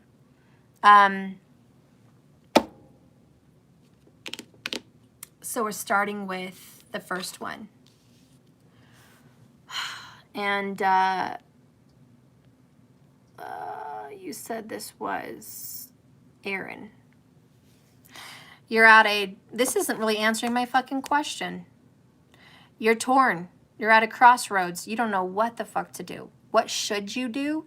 Use your wits. Logic. That's what you should do. I need you to make a list of pros and cons for Aaron. Okay, because you need to see if this is worth it or not, and you really need to have the pros and cons list. This is getting structured and using your intelligence. Okay? You need to use your logic. This person just doesn't give you clarity and leaves you very foggy. Okay? So it's a very difficult situation for you to make a decision because there's good parts of Aaron, but there's also negative parts. You need to come to a conclusion logically, which outweighs the other. Okay, does his goodness outweigh the bad? Or does the bad outweigh the good? And that's really where you're at. It's logic. Don't follow your heart on this one. Follow your head. Aaron is your new husband. He was talking to another woman. Okay. Yeah, and I'm not saying that cheating is the death of every relationship. It damages it greatly. And there is trust issues that need to be rebuilt. Can it be rebuilt? Yes, it can be rebuilt. I've rebuilt trust issues. It's hard, but it's definitely possible. You can 100% rebuild trust. It takes a lot of spiritual strength to do it, though. You have to be willing. If you're not willing, if even a part of you isn't willing, don't try. Don't fucking try it. There'll always be a part of you that's hanging on to what happened. You have to be willing to let it die and move on. And if you're not there, call it quits. That's my advice. But again, do a pros and cons and see if it's possible you guys could work through this or not. Because a lot of times, you know, infidelity happens because there's miscommunication, misunderstanding, there's emotional distance, there's habits that need to be dealt with, healing that needs to be done. Coming clean and getting honest is a good start to recovery.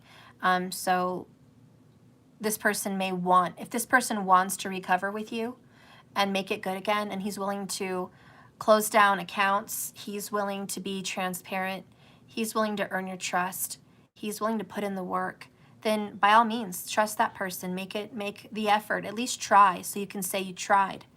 But if that person is not willing to make any changes, fuck them.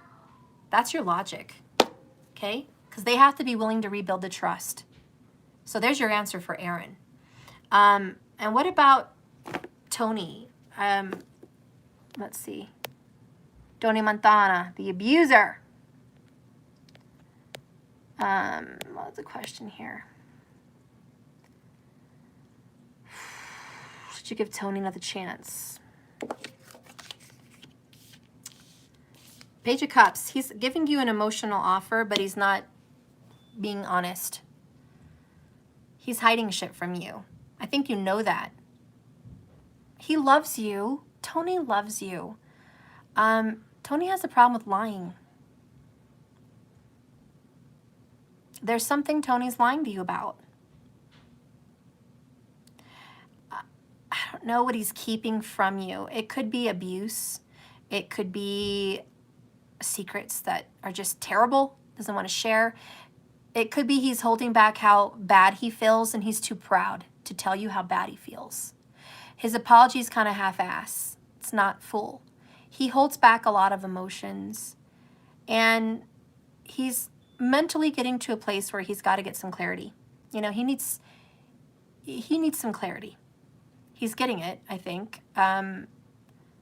He's not ready to cut you loose. He's never let you go. He still has feelings for you, for sure, with the Page of Cups. And he's definitely taking baby steps towards reaching back out to you and wanting this with you. I do think you guys could have a new beginning, but again, just like Aaron, trust needs to be rebuilt. Communication is key. That's something you guys weren't good at. Passion and romance and love was always there. It was, how do you communicate with one another? And that's where the trouble lies. That's the root of the illness that overtook your marriage in the first place. And, you know, that's his situation and that's his issue. And there's obviously a lot of history with that for him, maybe even you. But I do think there's a shot with the Page of Cups in the upright. I do think there's a shot with truth and good communication, okay? But if that doesn't come with the package, clarity, honesty, good communication, you know, if that doesn't come with the package, then it's a no with Tony. But if it comes in where he's being transparent and he's sharing and he's being honest, yeah, I don't think that's too late. I really don't. People make mistakes, but they're worth giving a second chance. Everyone is, okay? You do have 12 years and 4 children. Certainly that stands for something. And if you have children with someone in years, people grow, people change. And it's worth a chance if he's willing to do that for you and if you're willing to work on it with him. So there's a shot there. There's a shot, okay? So I'm going to leave that there with Tony. And then we're going to see why you're dreaming of Keith. What's up with that? The High Priestess, intuition, subconscious, inner feelings, okay? He's in your subconscious. Keith was a big part of your life. And he's a monumental part of your journey. Believe it or not, whether you see that or not, his presence changed you and helped you open your eyes spiritually. So he's a spiritual character, Keith. And he has a path with you about opening up a door. I feel very 11:11, or just the number 11 with Keith. And that is opening the door to your spiritual side. There's like a spiritual connection between you guys. Definitely feel some past life soulmates. I'm not saying love soulmate, but soulmate. Could be love, could just be a kinship. I don't know, but there is this connection between you and Keith that you're going to be connected through space and time. Okay? The next card we have here is the 4 of Swords. And that's silence, peace, meditation. So he connects with you only through silence. There is no communication. You and Keith aren't talking. You and Keith aren't seeing each other. This is just quiet silence. And that's what happens when you sleep, right? Just the subconscious and the silence. He is giving you he's giving you stability. He's giving you stability. Emotional stability. He's working from afar. You're working together in the astral. He's giving you stability on this karmic walk, which is what you're doing. You're learning karmic lessons and he's giving you stability. So he's giving you some sense of a rock and a foundation, like almost a fatherly energy. Okay? So there's something about him that feels very grounded and rooted to you. There's a security and there's a safety around Keith. Whatever that is for you, that's why you're having dreams, because you're very wishy-washy on your path and you need that. So he's stepping in as a distant astral traveling soulmate energy. It's kind of what I feel. And that's what it is. Okay, so thank you so much for purchasing this reading from me. I appreciate you so much. I think there was one person that came in with the payment, and then I'm done. The list is closed. Let me check that.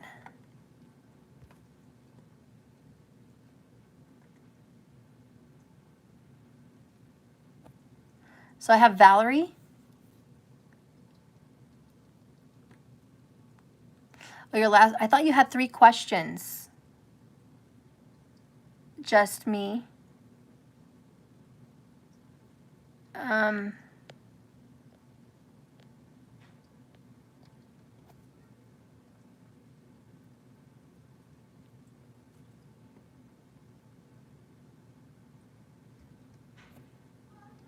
Uh, 4 cards, 4 questions. Okay.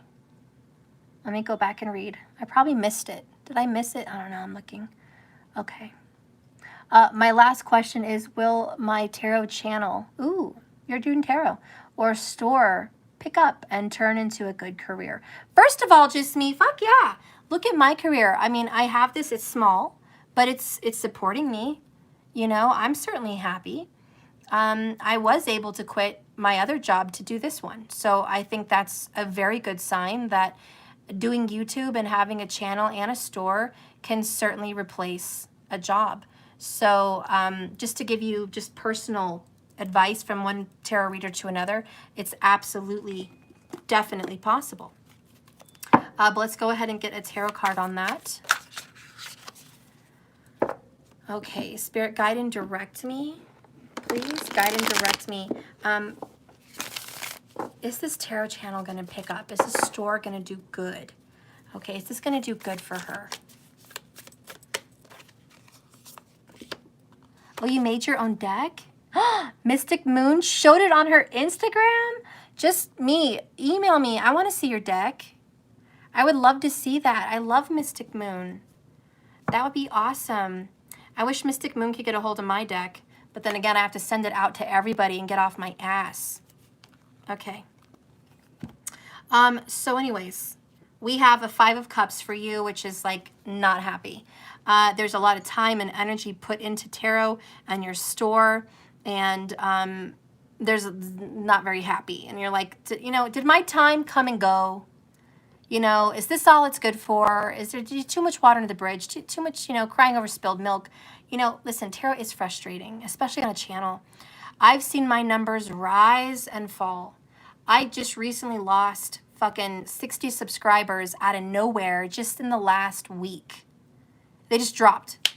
And it was like 1 minute I'm up, the next minute 50, 60 down. Like I just lost them. I don't even know what happened. Said the wrong thing, did the wrong thing, pissed off the wrong people. I don't fucking know. But you can't please everyone. Some people don't like cursing. Some people don't like waiting for a reading. Some people are just, you know, they're in their own shit. Okay, and that's okay. Let them go. Let them leave. Don't let subscribers make you feel like you can't do your purpose. Don't let them detour you from your work. If you feel passionate about making cards, doing readings, okay, that's your purpose. Do it.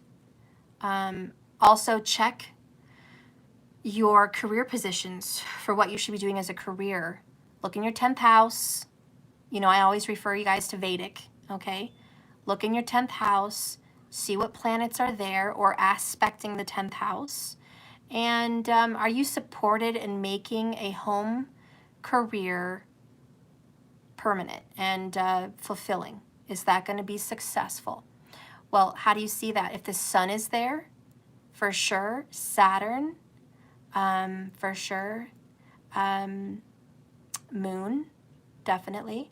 The signs that are good home energies for a home business would be Cancer, Pisces, Scorpio, Taurus, and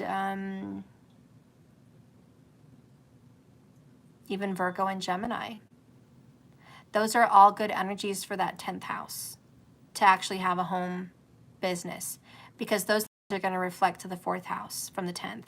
And they're showing you we can do something spiritual and make a business out of this. Okay?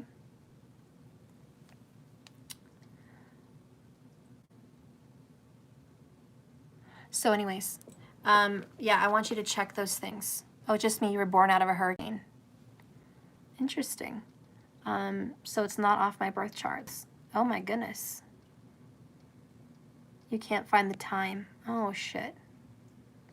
Well, you know what? It's kind of hard work, but when you guys can't find the time on a birth certificate, how do I, what's the best guess to know who someone is? Because the rising sign is the minutes. It's the seconds that move during your birth. It changes every couple minutes.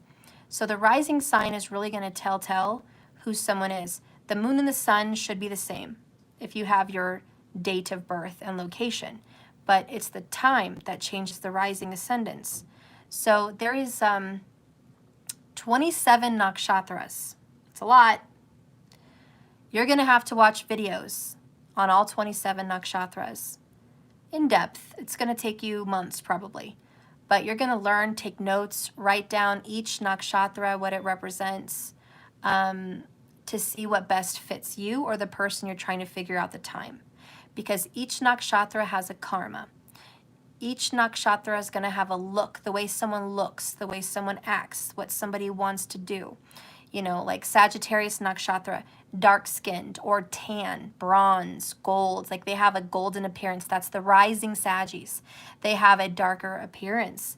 They're also great researchers, investigators, and preachers and teachers. Okay, they give lectures. They're smart, they're intelligent, and they love travel. But they're intelligent people, Jupiter ruled. You know, are you going to get a Scorpio rising person? Dark, reclusive, loves the color black, tends to have mysterious eyes, tends to keep secrets, doesn't like to share feelings, is really into music and deep poetry. You know, Scorpio risings are like that. What if you have a Capricorn rising? Really good in business, really good at making money, smart, talented, articulate, very good with sales, very good in business management, always the top of the line, cream of the crop. You know, Capricorn people know how to make money. They love gold, they love jewelry, they love nice things. But they can be practical. They're the kind of people that have $100,000 in the bank, but they're driving a 10-year-old car, you know, so they don't always flash. That's a Capricorn. They're not flashy. You know, so anyways, I'm done with that, okay? But just know that if you can't find your time, look at the ascendant risings. It's going to help you pinpoint. Remember, there's all the nakshatras. It's not just the rising sign. Every sign has 2.5 nakshatras. So it's basically 3, okay, per sign. So you're going to have to see. You're going to have to see what fits.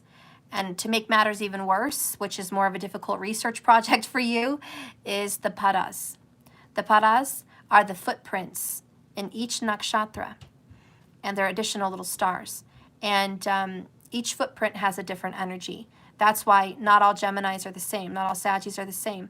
Not only do they have different nakshatras per sign, they also have 4 different separations.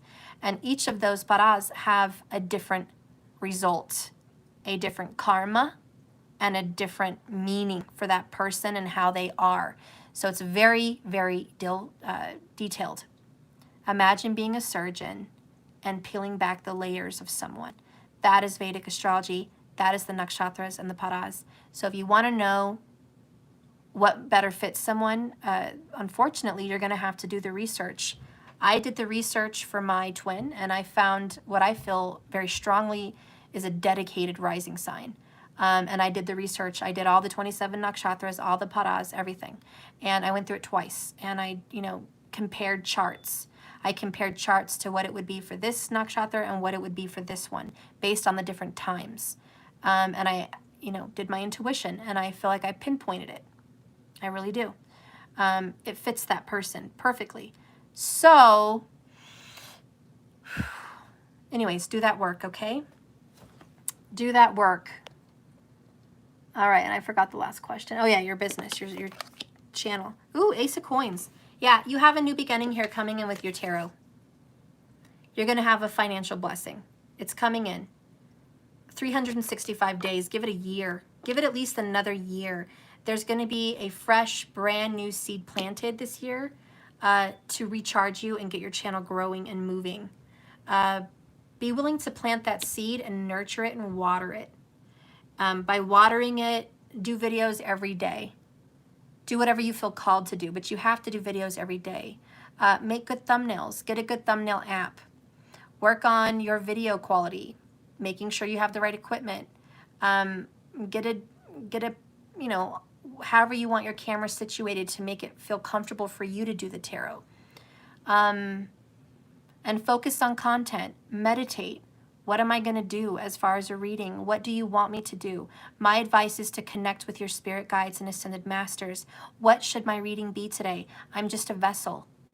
I am just like equipment. They're using me as a channel. They're communicating to this world through me. So you're becoming an instrument. And you have to be willing to be a good instrument. So do yoga, stretches, meditate, ask, be connected. Treat your cards kindly. Give them a good energy. Create a good space. All of those things are going to help your channel grow. Other things that you could do to help your channel grow or just make your business successful is, did you open your business on a successful date? What was the moon? What was the sign it was in at the time? What was the time? Do a birth chart for your business so you can make some predictions. How your business is going to go. What are the high periods of your business? What are the low periods of your business? That's astrologically seen when you open your business. That's when you become live on YouTube. And it's also the date. Maybe you make it legal. Maybe you get a license, or you get a P.O. box. You get you register your business online. You have a website. You know, you're going to want to know when you went live, when you really opened up your business, when it all came up. Check your birth chart there.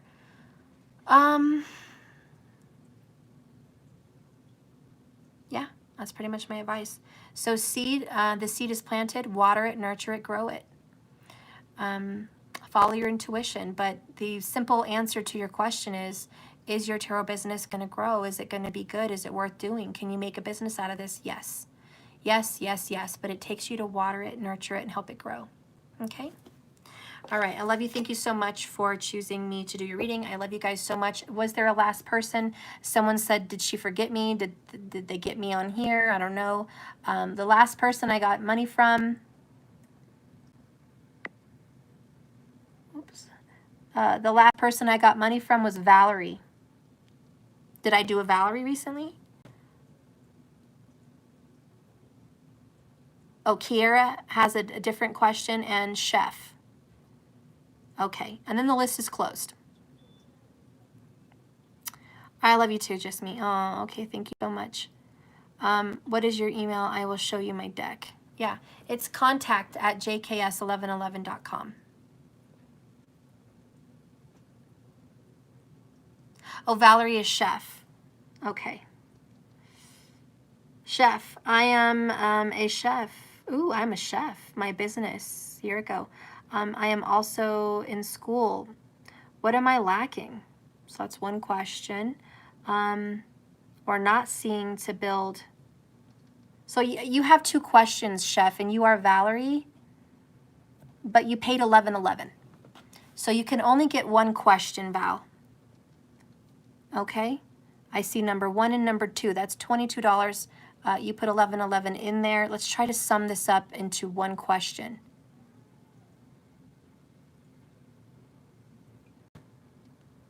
I'm so confused. Help me out, guys. I don't know what's going on. Are you a different person? So you're not Valerie. I'm Chef LaHarris. Oh, okay. So that's a different one. Okay. Let me see. Oh, I see you. I see you. I'm sorry. I thought you were Valerie. My bad. Okay. You did pay the $22. I just confused you with Valerie. I'm so sorry. Okay. So, Chef. So what do you need to know about your career? And what are your guides trying to show you, right? So what do you need to know about your career? I think we'll sum that up in one question. Second, will me and my kids be getting a house soon? It's time. Ooh, Chef, good questions. Good questions. All right, so I'm gonna do I'm gonna do an oracle for you for what Spirit wants you to know about your career. And then we'll do a tarot for your house. Is a house coming soon? All right.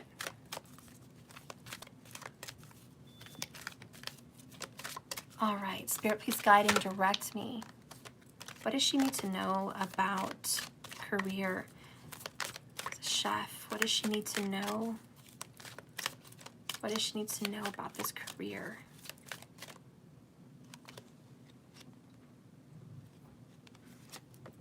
I'm here. I'm seeing these designs and I feel Aztec. There's some kind of Mexican food or a Mexican restaurant, or maybe that would be good for you. I don't know if you even cook Mexican food. I don't know. But I see Aztec art. And I feel like the aesthetics of a business or restaurant as far as food matters. So are you making the ambiance feel really good? Are you making the ambiance feel welcoming and fun? Because people want to eat and have an experience, just a little bit more than just food, even though the food is most important. That's what I feel. Food is most important. But of course, the ambiance matters. And maybe there's some kind of energy of a tropical feel with maybe ancient art or something like that, even if it's not from Mexico or anything, but just the art and the feel of, you know, plants and vines and bright colors, purple, yellow, orange, red, you know, magenta, and a yellow sun, and just, you know, all those pretty vibrant colors. And maybe it's also the energy of you should add more color and art to your food. Okay. Oh, yes, it's about the experience, yeah. And so maybe your dishes can have a little bit more aesthetically pleasing artistic value. Maybe you're working on making your plates look really presented really well, right? It's more than just the food, it's the presentation that really brings people back, you know? So that matters. Anyway, so that's there. Let's go ahead and get the oracle for that. Divine feminine. So, you know, I don't know if you're a man or what's going on here, a woman, but the divine feminine energy is coming out for you. And it's like, whether you're male or female makes no difference. You need to tap into your divine feminine energy, or maybe you just resonate in a divine feminine energy, okay? Number 31, you're very spiritual, psychic, artistic, and creative, and that's the divine feminine energy. And it says here about your work, about career, okay? Look beyond the obvious and the superficial into the heart of the matter of what it is you do. Peer deeper into the hidden and explore the mysteries of why you love what you do, what makes it fun and creative and pleasing. Remember, your potential is unlimited, and there's a lot of possibilities in front of you. Okay, you're a woman. Okay, just want to be sure. The name threw me off, you know? So you are divine feminine. So yeah, this is the unlimitless possibilities. It is time to trust your intuition, your inner voice, and your instincts. This may also be a time for stillness. For there are unforeseen forces at work in your life with career orchestrating a whole new universe and bringing apart beautiful experiences in your life. Allow yourself to receive all that you want. You are the mother of all you create, and there may be an impending marriage or birth around you, either physically or symbolically. So a new beginning in career, or a unification in marriage with your chef, career, cooking, and another energy coming together, combining the two and making it solid. So there's something new that you are going to be adding to your business, okay? The divine feminine wants you to know there's always enough to go around, and abundance is everywhere. Embrace joy. Stop thinking there's 1,000 other places to eat, 1,000 other chefs. Who cares? You're unique. This is your creative expression. Don't let the idea that there's so much out there, what could yours possibly do? What difference could you make? You can make a very big difference. That's what that means.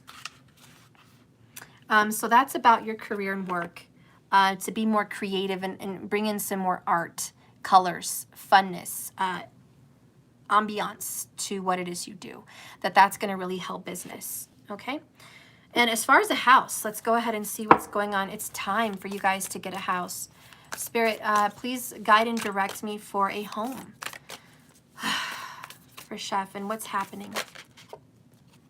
Ooh, so we have the Magician in reverse. Bottom of the deck is 5 of Wands in reverse. This is a struggle.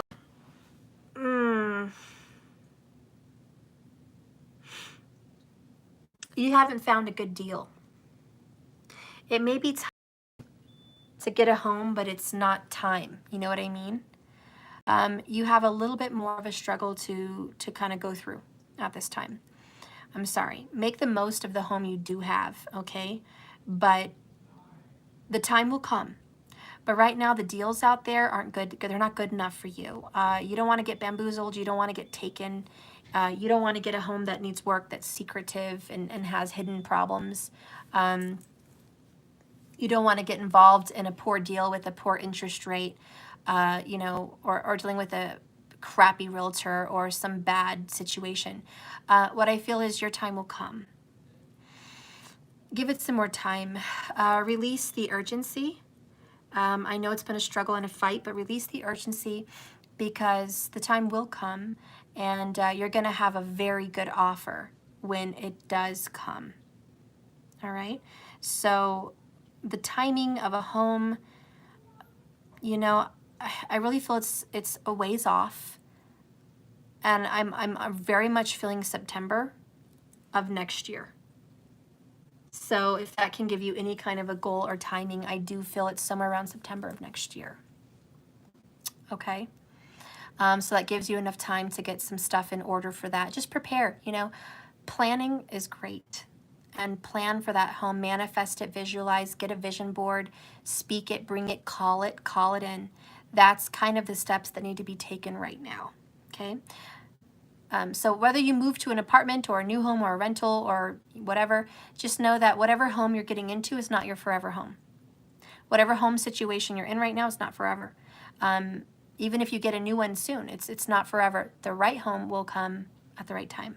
And you do have that in your future. Okay? That's what I see. And thank you so much for ordering that reading from me. All right, guys. I think that's it. Is that it, markers? Am I done? Did I get everyone? Because earlier you said I had 2 left and I've done 3. So I just want to be sure that I am done. Did anyone else come in later that I wasn't aware of?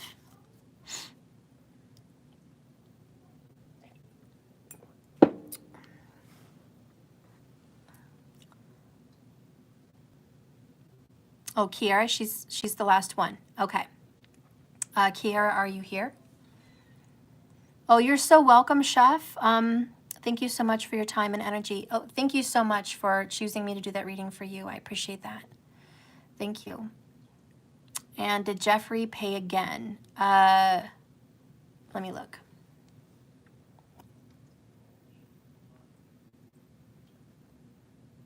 Yes, Jeffrey paid again. And Kiara paid again too.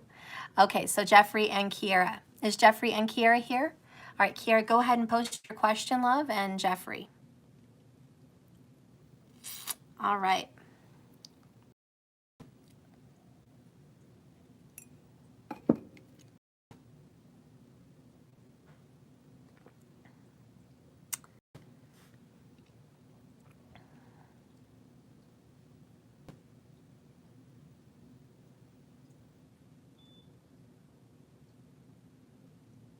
All right, guys, we're just waiting for those questions now.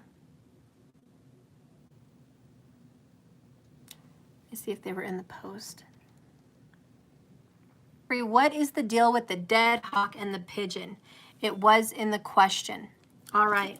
What was the deal with the dead hawk and the pigeon? Wow. Okay, something crazy went on. We're going to get an oracle for that, Jeffrey.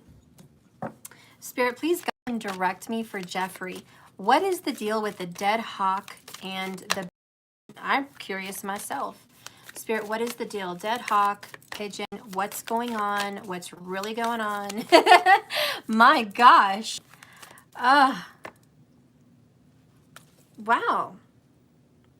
The answers you need are coming, Gemini. Then you have Virgo, a time to give rather than take.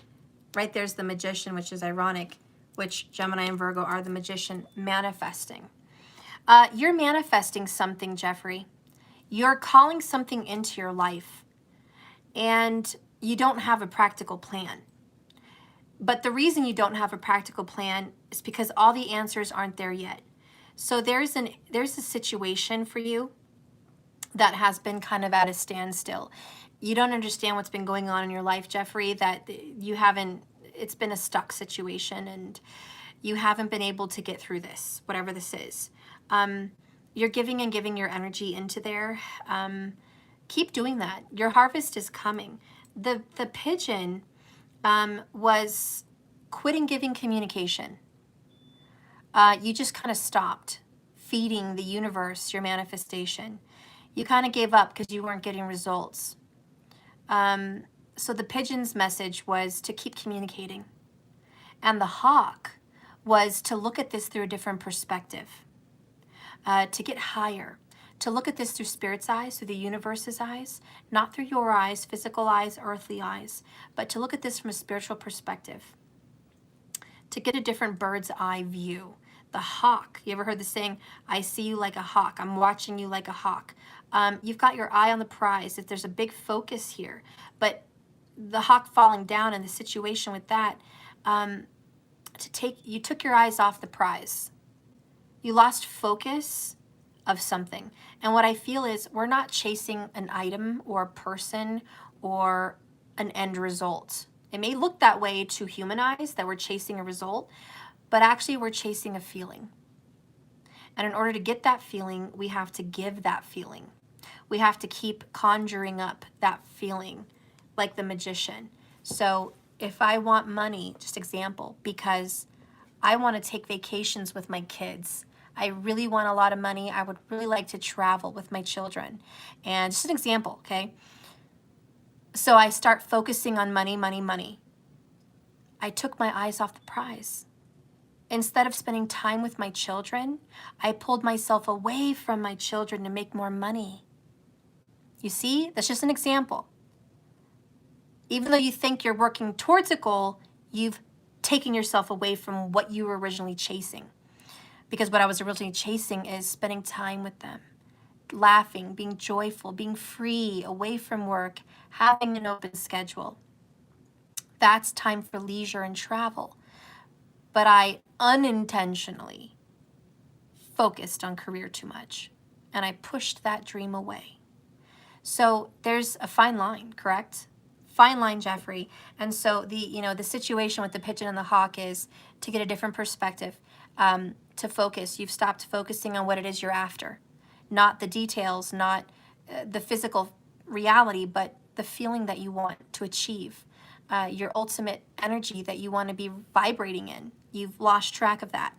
And the pigeon is like you're pursuing, but you're not understanding why your efforts have been unanswered, why your emails have been unresponded to, why your text messages haven't been correctly responded to, why you're reaching out to the universe but you're not feeling communicated with.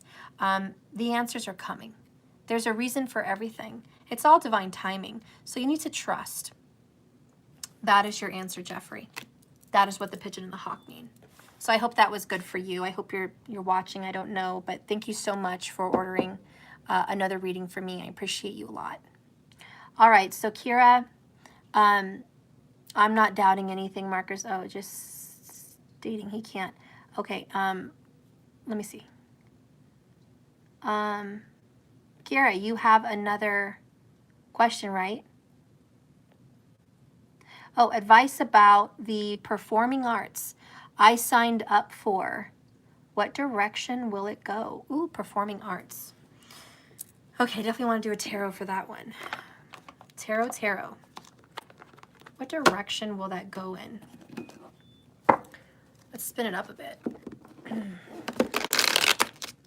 Spirit, please guide and direct me. What direction will the performing arts go for Kira? What direction will the performing arts take her in? Spirit, please guide and direct me through the tarot. Guide and direct me. Let me be a vessel. Where will her performing arts take? Ooh. Okay, so you got the Sun card. But it did come up in reverse just a little bit, and I have to say, it may not be instant gratification. It wanted to do this, but I turned it, and everything happens for a reason. It's going to start out low-key. It's going to start out, you're not super seen, you're not really super out there. It's not going to feel gratifying, and it's going to be a little bit cloudy, a little bit stressful. It's not going to be, great, but it will get great. Keep pursuing this. Leo, sun, energy means something to you. Where is Leo in your chart? Where is the sun in your chart? That's going to help you grow. You're a little bit out of the limelight. Six of Wands was in reverse for me down here. That means you're unseen. The public's not seeing you. I don't know. I get the feeling with your performing arts, it's not like you're on TV. It's almost like you're behind the scenes. I almost feel like a writer, screenwriter, playwriter. Maybe that's your purpose, behind the scenes. You're just not on TV. I don't know. I don't know. I don't feel that. I don't feel you're seen.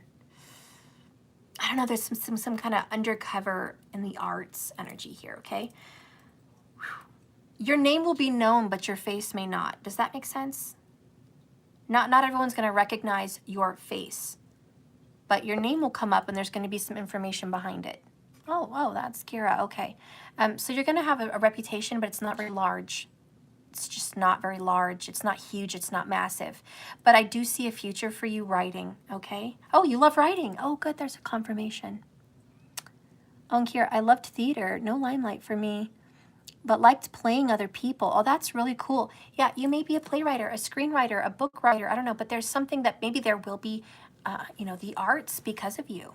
You have a mind for it. All right. But again, behind the scenes is what I'm feeling for you. I think you're going to do well. Strength, Leo, this is meant for you. Leo energy. Where is your Leo? You've got Leo somewhere. There's some planet there. Or there's an aspect pointing at Leo.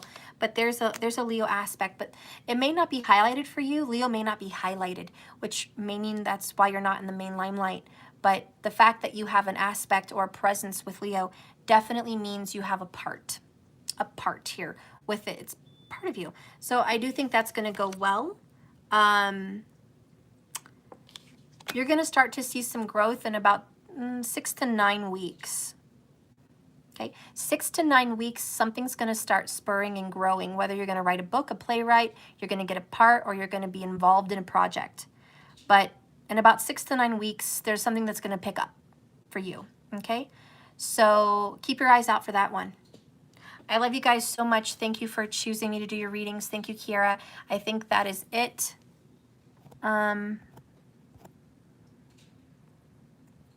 Oh, Kira, thank you for the 444. And I see 44 thumbs up. That's a good message for me. Very good, Kira. We have similarities. I love you guys. Thank you so much for being here. Remember, like I always say, this life is a journey, not a destination. Just keep swimming. I love you all so much.